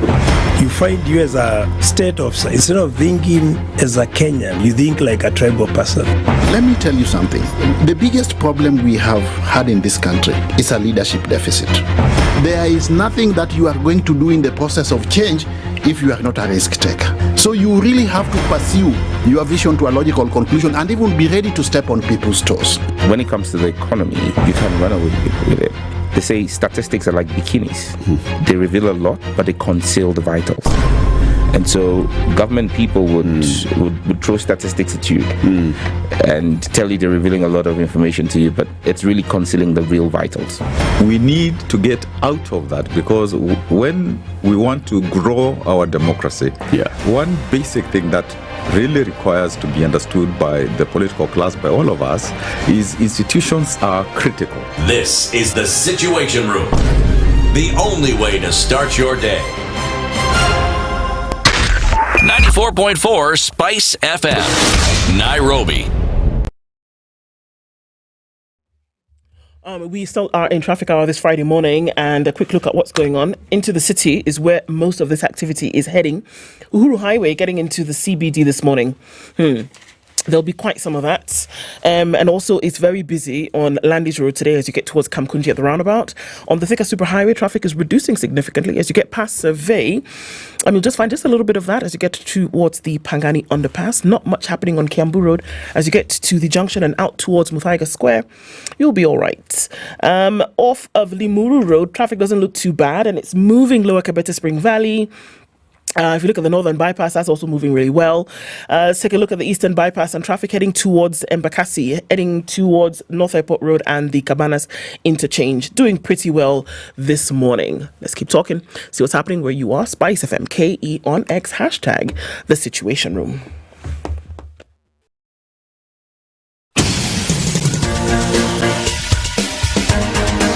This is the Situation Room, the home of hard-hitting political commentary and penetrating insights about the state of the nation. This is a talk radio experience like no other. The Situation Room, a place for hard truths, debates, and elevated conversations. The Situation Room, witty, political, engaging, deep, controversial. In the room, we have C.T. Muga, researcher, academic, seasoned political observer, a fountain of wisdom in these politically uncertain times. Ndu Okoh, Nigerian by birth, Kenyan by choice, communications expert, Pan-Africanist, a truth seeker and believer in people power, and Eric Latiff, agent provocateur, the man in the chair, seasoned journalist, news hound, a man who believes in punching up, not down. This is the Situation Room, the only way to start your day. It's 8 minutes after 9. How are you doing? Welcome to the final hour of the Situation Room this morning. Karibu sana. Thank you for keeping it locked here all the way from 6 a.m. Now until now, we are coming to the end of the show for this week. Yeah? Yeah. And you know, that's what the December does. It gives you all those days so that you can then enjoy yourself and enjoy all the conversations. Madam Ndu. Yes. Tafadhali sana. Please, if you don't mind, what is it that you can do with 300 shillings? With 300 shillings? Oh my goodness, you have access to a world of entertainment. It's fantastic. 300 bob. I'm telling you, it's not a small wala. So, what you need to do with this 300 shillings, first of all, hold it in your hand. Okay. Then you go to website, and it's www.showmax.com. See, now you have those two things. Yes. You have the website, you have the 300. Okay, I don't know if you'd hold it in your hand. Put it somewhere where you can send Hold the 300. website in your hand. Bas. Okay. The 300 shillings, put it somewhere where you can now send it electronically to these guys, right? I'm talking about Showmax and a wealth of entertainment that's up for grabs this festive season. So grab it, Shika Showmax. Series, movies, documentaries, sports, everything, you'll find it. And you can take this entertainment wherever you go. Where do you travel when you go to the village? Where do I travel? I go to a mall. No. When you go to the village, where are you going? My village has a mall. What do you mean? You come from? Kisumu County. What do you now mean? you're in Nairobi. You're in Nairobi. Yes. To get to Kisumu, you have to travel. Yes. Now, what we are saying, if you don't fly, which you probably would, but it's okay. Let's assume that in this rare occasion, you take a vehicle. How long is a flight? It's less than 45 minutes. All right. That's an episode. That's an episode of Black and Blue. Oh. That's an episode of Black and Blue on Showmax. So even if you're driving for 9 hours or you're flying 45 minutes, Showmax can be your keep yourself friend. distracted from the turbulence as you approach Kisumu. But it also depends with which flight you take. Okay. Wait. Yeah. Sorry. Please don't be angry. We are very sorry. But it's an international airport. You open that door. It's my fault. I blame myself. So what I was trying to say essentially is that you can take your entertainment with you. All right? It doesn't matter where you go. It doesn't matter where. So, you know, now that you don't have to sit in front of a TV and watch. Now you don't have to do that. Take your entertainment with you. This festive season, Shika Showmax. Good. This one, whose shags is in Kisumu City, is Sonia. Sonia Aima is a public accountability officer at the Institute for Social Accountability. She's here alongside Helen Mudora, who's a civic education manager at Uraia Trust. Sonia, good morning. Good morning. And Helen, how are you? I'm very well, thank you. Karibu sana. Asante. Kenya. How do you travel to shags? I have two shags. I don't know what is the plural? Shags is. Yes. So there's one in Kisii, and in Kisii I take 5 hours to get there. Fortunately, we don't. If my mahio has an issue, yes, 7 hours. 7 hours. Okay. So your question would have actually been directed to for you. Yes. These people who fly. And then the other shags is in Nyeri, which is a short drive. Yes. Sawa. Karibuni sana. Asante. You are here so that we talk about good governance and corruption and how those two mix, like oil and water. Right? But Siti, please tell your shags mate here from Kisumu County, right? Yes. How best then to fly when she's flying abroad. What are these overseas of Kenya? No. The abroad. The real abroad. The real abroad. Yes, here you've passed Lake Naivasha. Overseas.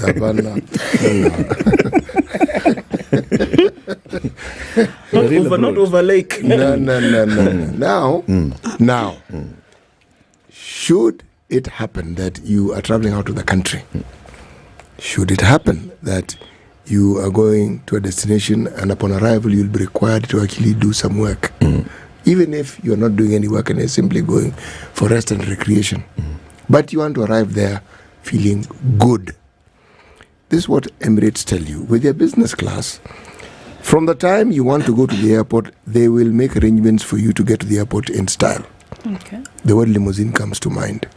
When you board the flight, there will be a welcome like you probably never received before.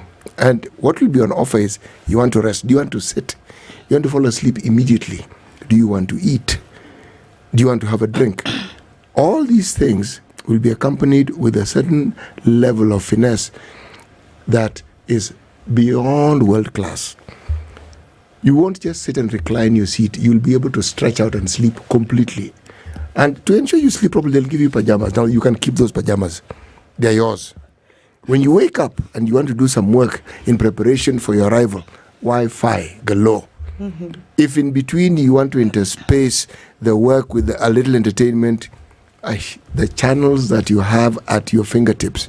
If you want to sit and mingle with other passengers, well, there's a place you can sit and have a drink. And this is 40,000 feet above sea level.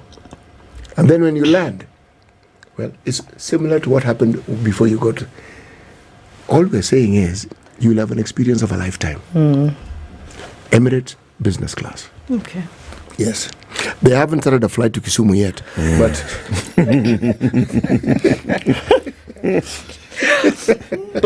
with enough agitation. Because your name is Sonia. Yes. It's the only way you should fly. I think so. So we need to start having people demand for an Emirates to Kisumu. Very good. Naona sema maneno. Karibuni sana. So CT will welcome you with the day's proverb. And then he will then also reward you after you've done what? You've interpreted the proverb. Sawa? Yes. This week we're in which African country? This is the final day of our visit to the People's Republic of Mozambique. Mm-hmm. And this is the final proverb for the week. There are no shortcuts to the top of a palm tree. There are no shortcuts to the top of a palm tree. Sonia. Ain't that all what we are trying to do as Kenyans? But anyway, let's stick to the shortcuts. We are always trying to find shortcuts to our vision. That's why this was not a Kenyan proverb. But just to interpret is that my interpretation is you have to take the route as it is. For you to get to the top, either you find those things that Mnazi people in coast try to use to panda the Mnazi, to find your way how to balance. And then with time, you start moving without struggle. Yeah. So that's my interpretation. It's a good one. Helen? I think it speaks to the roads that are very difficult to take. And so we cannot take a shortcut, even though I look at the way the palm tree looks like. You have to slide. You have to learn how to go up and slide back coming down. Yeah. It takes also a lot of practice to do it, or probably you've been born there, so you know how to do it. So how do we internalize doing the hard job without taking shortcuts? Nice one. Siti, what do you say? Actually, they've interpreted it very, very well. And now that you mention it, if it had been a Kenyan proverb, it would probably have read, there are very many shortcuts to the top of a palm tree. Which one will you take? Like uprooting uproot the tree. Let me just call someone, cut down the tree. Yes. I get to the top. Eat a mango instead. Yeah, you don't have to take the trouble. So Siti, yes, because of the fruit of their labor, she gives them the fruit of their labor. I'm actually going to give you choices here, and you can determine what it is that you would like. I have on my right hand slices of joy, exactly pineapple slices in syrup. Okay? Then I have on my left hand peach blend juice, no additives, no colors, no preservatives. Since it is your first time here, okay, we will give you the choice. What would you like? Why do I want to pass it to Helen first? That's a choice that she's made. Okay. I want to pass it, and my reason is I want her to take the more natural one, then I can take the other one. They're all natural. They're all natural. Get more then natural. I will take the pineapple slices. Okay. It's okay. Give Helen the natural ones. Don't say both. I can see there are only two. Yes. So I'll take the pitch. You'll take the pitch. Yes. All right. That is for you. It's all natural. It's all natural. And Thank you. If it's natural, take this as the natural one. I'm actually getting what I wanted. Thank you. Thank you very much. You're very welcome. we see what you did. Well done. Well played.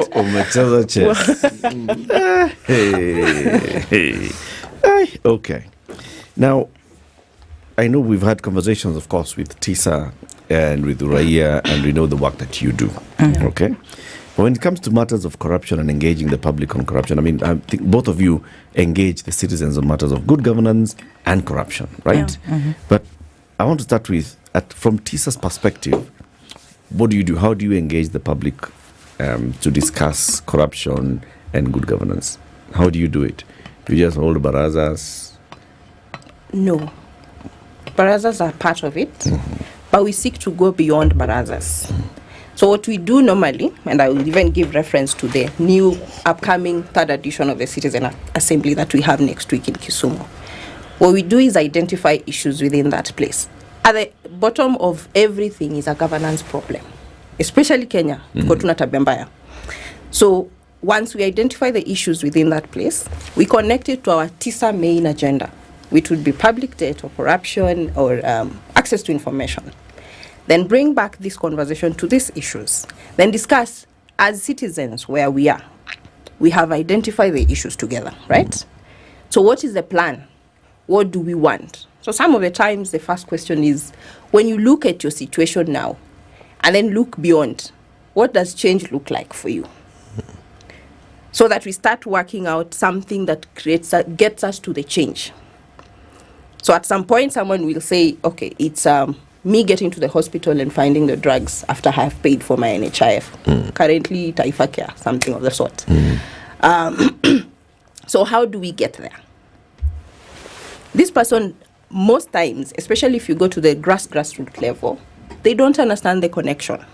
So you have to start breaking it down. Don't understand the connection between what and what? My payment of the NHIF and my right to getting to the access drugs. the service. Yes. So you have to break it down. Let me tie it now to corruption. If there was money that was allocated to go to this specific healthcare kitty, and then the money is not used as it should, and sometimes they actually buy the drugs. I will give reference to community issues that I get to here. They buy the drugs. The lorry gets to the facility, and the PR show begins. We have brought a whole lorry of da-da-da-da-da, and they remove the drugs out there. But the hospital in charge or the dispensary in charge will tell you not all of that gets out. Immediately the PR is done, half inarudi. Lori inafungwa. Yes, mnapewa kidogo. So it's trying to bring it to that level and you're okay, then this is why I'm suffering. Then now, once they get that picture, then we start working on what is the plan. First is to build the capacity to understand beyond that small scenario that I have built. Then after that, they start acting. We'll give an example again. As TISA, we work with different counties through umbrellas of CSOs, civil society and CBOs, so that they're able to lead the action that happens at ground level. So you get people who, once we have gone through these capacity building sessions, they go ahead and do the barazas themselves. But aside from doing that to spread the information beyond them, there's also these little actions that they take. Case in point, in Nandi, we had one of our CBO leads, founder of an organization called SmartKey. He went ahead, he was supporting the MP to take this, what do we call them? It was Nalipa school fees, bursaries. He was accompanying the MP to distribute the bursaries. They get to a bridge that has constantly had issues. It's impassable. But you know our MPs are accompanied with very big cars. So how is it, Peter? They're stuck. And then he tells them, this is why I accompanied you, so that you see the issues your people are dealing with. And immediately the guy, the MP, calls the contractor, and he comes in, tandikas the maram, and they pass. In order for the MP to pass? Exactly. Okay. While it has sorted the MP's issue, kidogo it has sorted the citizens' issue, but it's not permanent. But then these are actions that they're taking, bit, and eventually it gets to a place where it encourages people to start taking actions. So that's what we see as TISA.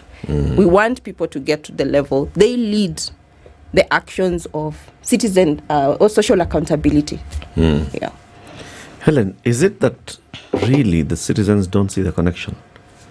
That we don't see the connection of the reason why I cannot walk to my dispensary and actually get all the services that I need is because somebody has not done the job that they ought to have done, or somebody has stolen the drugs or the supplies? Okay, let me first say that at Uraia, we look at an empowered, engaged, and value-based citizen. So empowerment starts with civic education. Unempowered or unempowered? An as in mtu mwenye ako empowered. Okay. Okay. And engaged and value-based. So when their empowerment comes from having information, if they have the information, then we work with other organizations to support them to get engaged.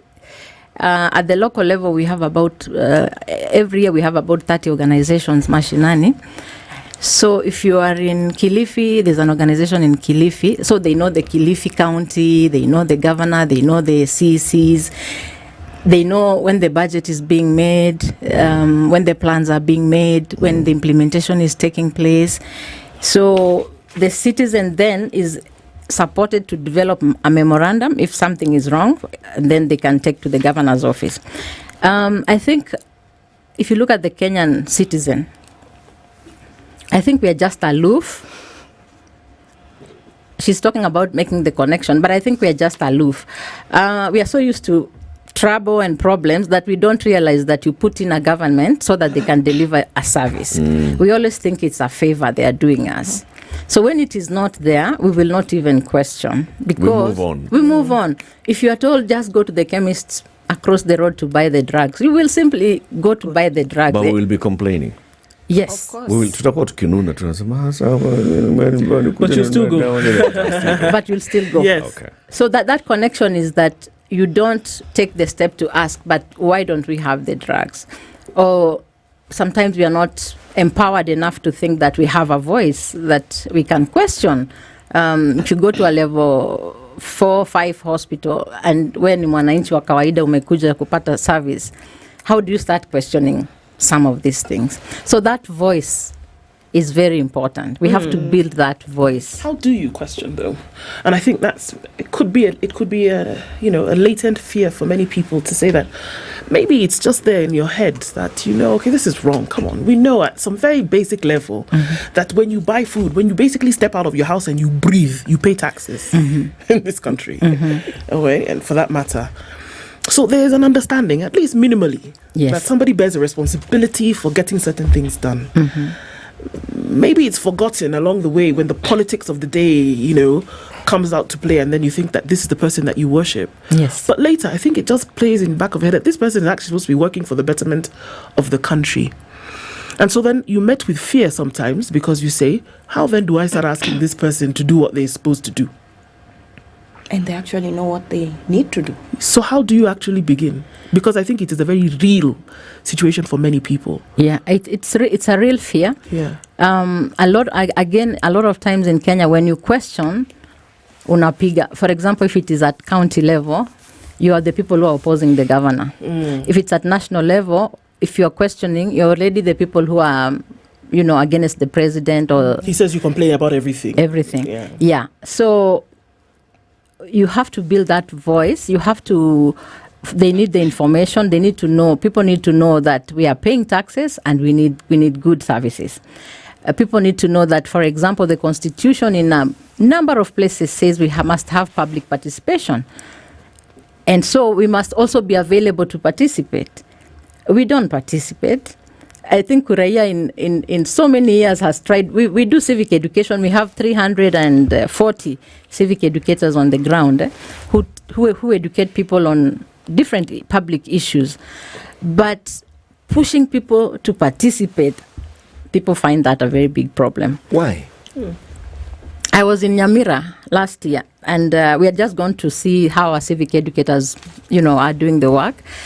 And so after having the session with the citizens, they are telling us, now, madam, nafikiri hiyo memo, nafikiri ni wewe utatupelekea kwa governor. I ask them why, but he's your governor. And it's obvious there's an issue. There's an issue. I think there was a road that was supposed to go to a certain hospital, but it has either been taken up by someone, so you cannot get to that hospital. You have to use a very long road to get to that hospital. A very simple and straightforward thing like that. I think their fear is they will be targeted. They will be told that they are opposing the governor, and anything else can happen. And if they're targeted, what will happen? They can get killed. They can be killed. Yes. Okay. They can be abducted. They can get killed. But how many people who've opposed the governor or have seen to be questioning actually end up dying? Not many. So where is the fear coming from, really? So we could actually say it's a fear that shouldn't even be there in the first place. Where do you think it comes from? Because it exists. Yeah. I actually think it's the fear of being the not many. Because we are saying how many, not the fear of standing out, but the fear of out of the 1% that get lost or abducted, you fear being in the 1%. While, in a real sense, when we say it's a fear that should not exist, it's the truth. But again, that uko nyuma too, it can happen. It can happen. Today, when I was coming here, the cab guy asked me a question. Unaenda kufanya nini? Then I said, we are going to discuss about good governance and corruption. And he laughed so loudly. And that's why I said, I need to take you to the mashinani so that you get to hear those stories. And he told me, please, you go and say a bad thing, but just know utafika home. But you see, I was like, why are you saying that? I'm not going to say any bad thing that's not backed up with evidence. If I say our percentage of money is lost on corruption, is that a lie? It's not. In this era that we're living in, you can say the things we're saying now. In an era when I was around your age, you didn't dare. Because you won't get killed, but you'll definitely get arrested. And then you'll be thumped like a snake. You will not end up as the same person who was arrested. But the point is this. What is it that the citizenry of this particular country face on a daily basis? What do they confront when they look at the government services that are their right? What do they receive instead? What they receive? Yes, what do they experience? It's bad, everything. I think when I wake up in the morning, I'm praying no one gets sick. Because I know that it won't come back. I'll have to use a lot of money despite paying all those things. So when I look at the person who is in Madare, what do they deal with? It's sharing your issues and it's not dealt with. Like every day you wake up and complain and echo the issues that you're dealing with. If it's in health, if it's in education, my son has to walk a longer distance to get something that's a basic right. But no one seems to care. So when he asked, I think you did ask, how do we build the voice? And she answered with giving information. And empowered. Engaged. And value-based. Yes, but remember the people you are talking to. This is really what I'm getting at. When people go through what the citizens of this country go through, and they voice it because they tell you, we want this. The protests were about, and there were specific issues. We don't want this, we don't want this, we don't want this. We want this specific. When you undergo all these events, you actually end up being traumatized. You may not think so, but you are. Now, what trauma does to you, it affects your thinking, it affects your emotions, and it affects your decision-making process. I'm going to the fear that we're talking about. So, and then part of it is also passed down by my generation because of what we experienced. So those who fall in the category of our children or younger, we're telling you, no, you shouldn't say things about the government, you know, whatever. So we voice it, but the truth of the matter is you're voicing it to a mind that has actually already been traumatized. So you heighten that problem that we have. And why then? So people feel it is better to just keep in my little corner and not talk too much and not make too much noise. Yes, and I'll be fine. Okay? But I shouldn't cause any ripples. Not disturbing anybody. No, I will not. So people want the need. They want the need for change. I'm saying this deliberately. And that's why they'll attend your meeting and then they will come. Within that meeting, they may even say some things. And there'll be people who want to speak out. They probably told, wait, wacha kuongea hiyo mambo yako. The truth is this. When your thinking has been influenced by the trauma, people don't think it's trauma. It is trauma. Yeah. When you read about people who have disappeared, have been abducted, and we don't know where they are, you're reading it. Or it affects you. You may think it doesn't, but it does. Yes. When you hear of situations where young people are protesting, ordinary, they've disappeared, found dead, some shot, you feel, goodness gracious me. What is this? All these things, then every day you read, a woman was killed, women were found in quarry. All these things on a daily basis will affect you. Sure. So when it comes to someone thinking or believing that there'll be change, they'll tell you, no. I see it though in different, I layer it. Yes. So there's the fear of engaging at a national level. And I wonder why that fear would translate to engaging at a local level. Local level, where we're talking about local school. We see people actually taking action about local school, local health facilities. So this is an example that you're giving us. It was a very local. People came together and actually voiced their issues. Yes. But when it comes to who is going to bail the cat, Yes. that's where madam sasa wewe utafanya hivi. The face. Wacha tukupatie wewe upeleke. When do you know where? Let's take a break. 25 minutes to 10. We're talking about the nexus between good governance, corruption, or where the disconnect is. What is this about good governance and corruption? And we are joined this morning by two ladies. Helen Mudora is a civic education manager at Uraya Trust, and Sonia Aima is a public accountability officer at the Institute for Social Accountability. Let me tell you both, ladies. We all know unemployment, big thing in this country. Every year, 1 million children are born, which means that every year, 18 million children are finishing school. 1 million children rather are getting into the job market. Do we have 1 million jobs to absorb them? No. So you have a serious unemployment problem. And many of them are actually coming out at various stages of secondary school. Skill gap, big. Now, KCB Foundation in 2016 decided, okay, let's do something about this in our own small way. As a foundation, let's start a program. We call it the Tujiajiri program. Let us kill these youth, ages 18 to 35.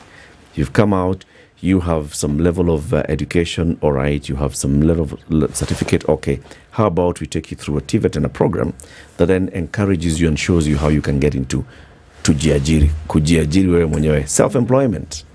And through that whole program, they have been able to actually train and bring out very many young people.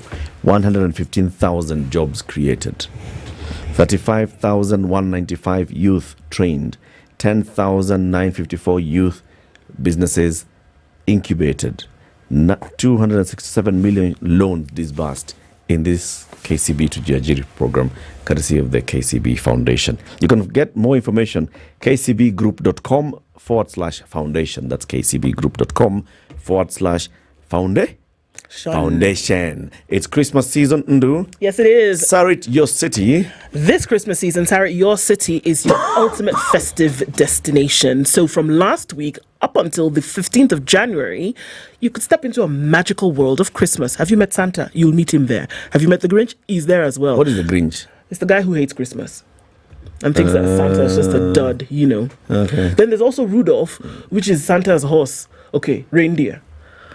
Do you understand? All those guys will be there spreading cheer from so it was from last week until the 25th, and enjoy live choir performances. Can you imagine? Angels we have heard on high, such things. Every weekend until the 22nd of December. And there's more. Sarit is hosting Africa's first ever Light the World giving machines. It's an opportunity. You can donate essentials from farm animals, food and clothing to bring joy to those in need.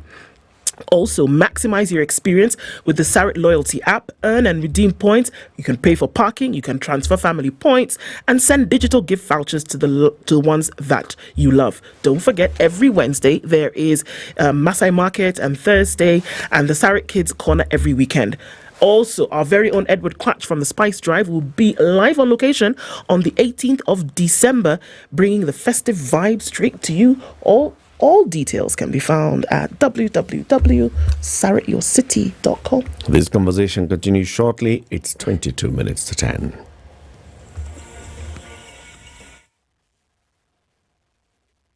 This is the Situation Room, the only way to start your day.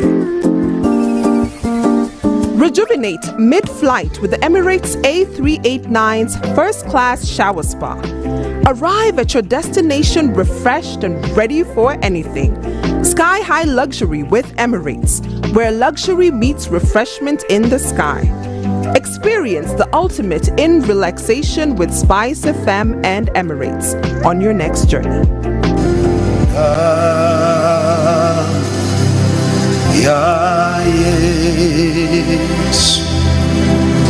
New Life Prayer Center and Church chini ya Pastor Evangelist Ezekiel inakutangazia ibada kubwa ya meza ya Bwana. Tunapokutana kwa mwili wa Yesu na damu ya Yesu, tunapeana chakula kwa yule mtu wa ndani. Baraka za kufunga mwaka 2024, kupokea nyota, uponyaji, unabii pamoja na kufunguliwa kabisa. Ibada hii itafanyika tarehe 4 hadi tarehe 15 mwezi wa 12 2024. Mahali ni Mavueni, Mombasa nchini Kenya. Watu wa dini zote, watu wa mataifa yote mnakaribishwa. The weather with Spice FM.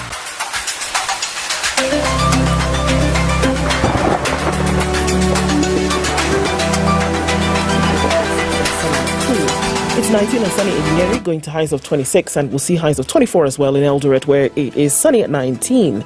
29 and sunny in Mombasa with highs of 32, and also we'll see highs of 32 in a sunny Malindi. The sun is up at 24 in Kisumu with highs of 28, while at 24, Kakamega, sunny through to highs of 28.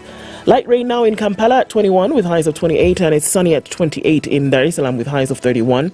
27 and sunny in Johannesburg with highs of 33, while it's sunny at 29 in Mogadishu. We'll see highs of 32.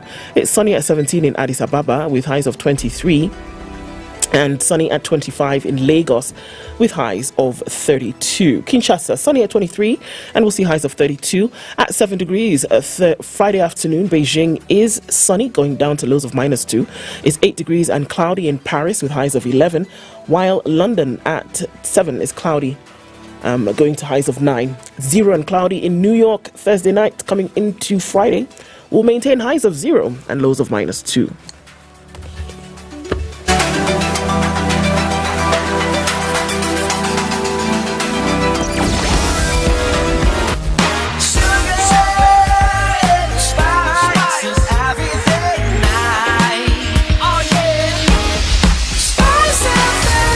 Spice up your life. All right, let's see how traffic has changed as we are coming towards the end of traffic hour this Friday morning. And the Eastern Bypass looks very good. I think we're done with that. What was a mess before, and folks have gotten where they need to go. On the Thika Superhighway, still between Survey and the Pangani Underpass. And Landis Road just looks like it's going to be busy for a lot of Friday. And Uhuru Highway, then we'll see getting into the CBD. But everywhere else, folks have knocked off for the weekend, it would appear. Is it that week where people kind of like lull and go to sleep in December? Because I think it has begun. Apart from that, and your many graduations, we should be fine. Shall we talk on SpiceFM KE on X through the morning? Let's do it. Spice up yourself.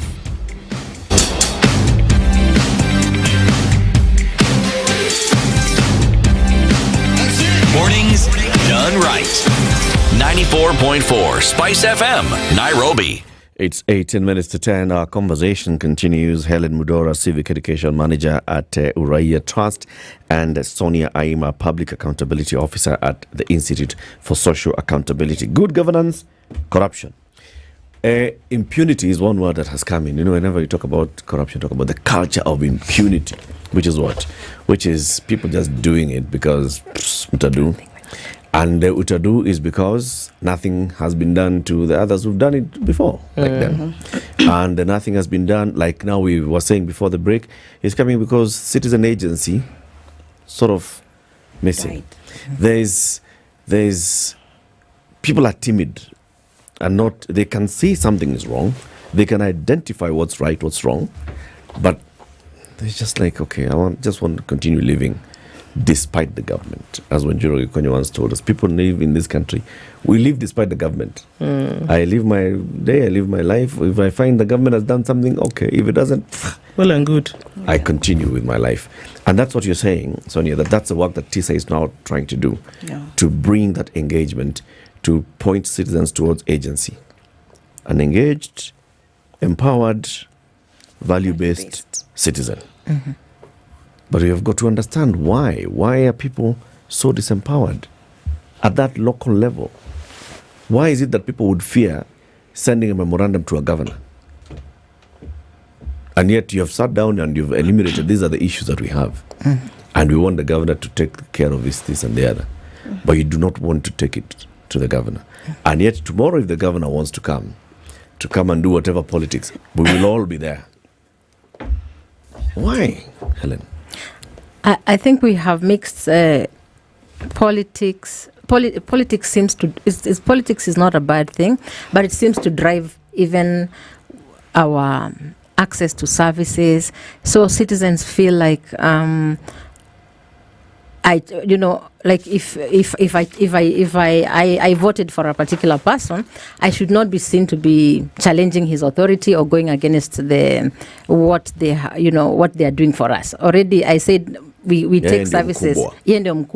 And we take services like a favor. We always think it's a favor they are doing us. I don't know why in Kenya we got to this point where where we adore our leaders.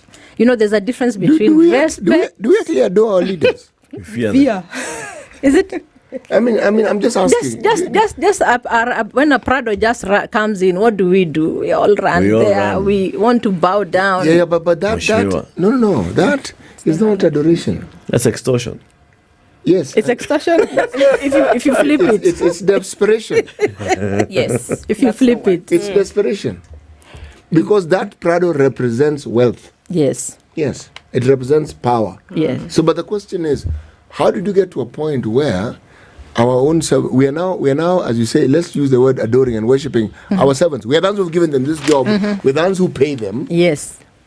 And yet we are beholden to them instead of it being the other way around. The other way around. Yes. Yeah. So you see, the Constitution and even the County Government Act, for example, provides for where the county should come mashinani and listen to the people when they are doing their 5-year strategy, when they are doing their annual plan, when they are doing their budgets. They should come down to the people. But what do? Because they want, the public participation has been felt like it is not it's not genuine, because they want, at the end of the day, the executive wants to do what they want to do. So they will do some form of public participation, probably call for a meeting at the highest town of the county where many people can't get there. Sometimes they deliberately twist. Like if a meeting had been advertised, it will be here at 8 a.m. in the morning. What they do deliberately, they will go at 8 to the other sub-county, and then in the afternoon, they will do the opposite. So these guys will have come here in the morning, nobody shows up, they go. When they come in the afternoon, they say nobody was there. Yeah. And then what they have will pass. So the whole aspect of access to this information, what is in the budget, what is it need for us, it's like they always have to have, in most cases, civil society players who analyze what the county is giving and what the county is doing, and bringing that information to the citizen. In the absence of that, the citizen is totally unaware. it sounds like an unending cycle. Yeah. Because it doesn't matter what you do. There's somebody who's trying to make sure that you remain unaware as a citizen. Yeah, it's because like deliberate. With the knowledge, essentially, I mean, it's so cliche, but it's true. Mm-hmm. Because with the knowledge comes power, and that power then is transient and can be used to essentially knock you off your position. Yes. And so it's at your advantage if this person or this group of people does not know, and also does not know how. Yes, you're right, but consider how we respond to all this. We feel that by complaining, we've participated. Yeah, you can, make noise about it and you feel like you've done something. Helen comes along and we talk to Helen and we vent, we've participated, and that's it. I get where you are at. Yeah. But I believe as civil society actors, and maybe speak about what we do at TISA, we want to get us beyond that. Have you got... Okay, TISA has been around for some time. And you've actually opened that door, so let's walk through it. Yes, you gather information from people is a method that you use. You can tell us about it. But do you also get information regarding changes that have come about as a result of the interventions that you've had? For instance, from Helen's perspective, these people didn't want to go to the governor. When you come back after 3 months, they say, actually, we went to the governor. Yes. Yes. And as you can see, we're still alive. Yes. Okay? Do you get such situations? We really do. And one is the one I spoke about in Nandi. But we also have those ones in Homa Bay where they go and petition the county assembly for purposes of access to information. These are county documents that need to be on the website. So early on in February, we were doing a specific engagement that sought to enlighten people about the budget documents that you need to know and where you can find them. So that happened. And then from the meetings, we got the civil society. Now we are also back to the agency so that I tied together. People are scared of going as an individual. So as TISA, we're also working towards building movements that will allow people to got some safety, like a safety net for people. And then we also have numbers that can speak to the same issue, different sides within the county. So in our network in Homa Bay, once we did the training, they wrote the petition, submitted it. This was to push for access to information so that they're able to do their social accountability initiatives based on what they find. So after that, the petition they wrote, I think 2 days to when they were summoned, the documents were uploaded. So in a nutshell, we are able to get to a point where now there is the information. So when another issue comes that we cannot use this information, then we again work together to see how best do we identify the issues that are budget related, because at least that is evidence based. Yes. If we were to tengeneza a gate for a market, we know where the money was coming from. Do we have the gate? Let's start from the simple one. Is the gate available? If it's there, then we go beyond. Is it of the amount that was indicated there? But the connection again, are our citizens able to connect their problems, which are legion, with the representation or the misrepresentation that they are afforded by people they have elected? Can they connect the two? Sometimes for those who are enlightened, as you say, they can. But for I don't want to use common. I don't like that word. You said the grassroots. The grassroots. The grassroots, who is in Baringo that we cannot reach. That direct link might not really be there fully. So as we come, we try and say, let me speak about public debt and how we try and bring this conversation to the mwananchi at grassroots level. This person will hear public debt at when you guys are speaking and they're like, what is that big animal? The same way we used to think of corruption when we didn't have devolution. Now we have a feel because we are hearing everyone saying devolution brought devolved corruption. Then now we are interested. But when you speak about public debt, it's how does it affect me who is in a Kibanda in Vihiga County? So while you don't have an interest in that, but look at it from, it's because of public debt that we are paying so much out, we are left with very little, and then since the little cannot feed us or provide the services that we need to have, then the government or your county government increases the levies. So I pay more taxes. So then that's a pain point for that person, as opposed to when we say public debt. So we start the conversation hapa. But there is no, you haven't tied it up yet. They still don't understand. And I'm going to explain to you why I'm saying what I'm saying. What you're saying is logical. It makes sense. You see, we are still divorced from the problem in this sense. It is someone else who's causing a problem. Not me. Me, who happily bribes the policeman, I don't have a problem. I'm good. Because I don't steal. Me, who bribes the teacher to be able to teach my child. To ensure that we have stolen exams so that my child passes. I mean that when I'm doing it's for my child's benefit, so there's really nothing that is wrong. Okay? Yeah. Me who wants my cousin employed and I am willing to take a loan to bribe somebody so that I am actually doing nothing wrong. Okay? Yeah. Because I'm not those people who steal billions from the government. Yes, it's small money. Yeah, precisely, because that participation speaks of how we think. Yes. And it also speaks of how we tolerate corruption. Because there's a causal effect.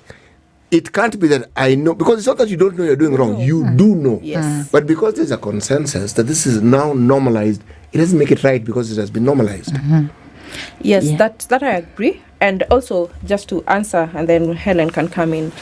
At TISA, with this picture that you have painted, we are trying to do a study that is going to touch on that. It's called the culture and psychology of social accountability. Just trying to look at what is it that pushes me to engage the way I engage, still knowing that I am also part of the perpetrators of this corruption and bad tabias generally. I like what you're bringing in, that we look inward to ourselves, that corruption is not necessarily about public officials. What about us as citizens? It also has to start with us, and you can see when we are talking about value-based citizen, is the citizen who knows what is right. You always do what is right regardless of whether somebody is watching or not. Issues of the values that are in the Constitution. Over and over again, the Constitution has talked about the principles that underpin the Constitution, issues of integrity, accountability, transparency. Accountability, not necessarily, we always hold the government to account, but sometimes we don't hold ourselves to accountable. And I think that's what you are bringing, that the citizen, we have to even change the citizen's mind, that we have also to show the citizens they also have a role to be accountable and to have integrity. And the issue of linking their problems with the people they choose. They get 50 shillings during every election year. 50 bob. If you divide it with how many days? With 5 years times 5 years. We always tell them it's not even a cent. It's not even worth it. And this person has probably gotten the money somewhere to come and bribe you. Then when they get in, they have to get their money back fast. So it becomes a cycle. I look at a time when Kenyans, we can just know that this Eric is a good leader, whether he has money or not. We take away the money element from leadership. So that we put in the right leaders. How do you get that? I mean, you've been on the ground for long as a Uriah Trust. TISA, you've been championing this. Is the needle moving? It can move. Is it? Okay. In one way, there's the issue of the campaign financing, the law on campaign financing. That has been put on hold for so many years, so we don't regulate how much people can spend when they are doing a campaign. Listen to the numbers. I mean, listen to the numbers that you need how many billions to... Madness. And then the people who are supposed to ensure that law works will never ever allow it. So we must have a different model. And I like what the Gen Z did. Like Uriah, we've been telling people, please get out, participate, demand. It has never worked. But you saw with the Gen Z, the demand was so strong the demand was so strong. It was hawajaienda airport. How Gen Z? And we actually saw we saw the government responding. We saw even governors retracting their finance bills because they knew, they wanamulikwa. So I see the Gen Z bringing in a new model. If they can back some of the people they believe in, then I think it will work. So we forget about the money, but we look for the leaders that we know that can deliver. Whether they have this money to campaign or not, they are the people that we should put in power. Yeah. And maybe Latiff, is the needle moving? Yes, in bits and pieces. Okay. But the only challenge comes in when it moves, and then it touches your person, then the conversation changes. You push it back. Like the society forgets that what you were pushing for was actually to their benefit. So we see the healthcare issues right now. Very many hospitals are literally struggling. Yeah. And you see people we have someone in Vihiga who constantly goes to just take videos of the situation in the hospital. Yeah. But you see, this person does not have the backing to go beyond. He writes letters to the county assembly. This is the picture. They will write back, even the health department. No, this is not the picture. Do you know what you're fighting? Do you know how easy it is for human beings to get used to even the worst possible situations? The mental thing. You just get yes, that's all right. You see, once your mind has gone to a certain stage, you are looking for things which offer you least resistance. If this rock, it's too hard. Yeah, you look for another rock, okay? But it's still a rock. You choose your devil. Yes. You don't realize that you can actually remove that rock, and once that rock is gone, it's easy for you to pass through. But I guess it'll take just one thing, one moment to move something, and you will not claw back. Yes. Right now, we keep saying that we are not going to claw back to the dark old days of It's because we moved out of that. So even now, we shall move out of these dark old days of evil spirits. Them evil spirits. We shall move out of this dark old days. And to answer your question, this conversation we're having here is the evidence that the needle moved. Yes. There was a time you have this information. There are vehicles waiting for you to help with some to move you. Well, ladies, thank you very much for joining us. Okay. It's an interesting conversation. Helen Mudora, Civic Education Manager at Uraia Trust, and Sonia Aima, Public Accountability Officer at TISA. Thank you for tuning in to Kenya's biggest conversation this week. Have a lovely week. It's Friday, isn't it? It is correct. Okay. Have a lovely weekend. Thank you very much. We'll see you on Monday. Okay.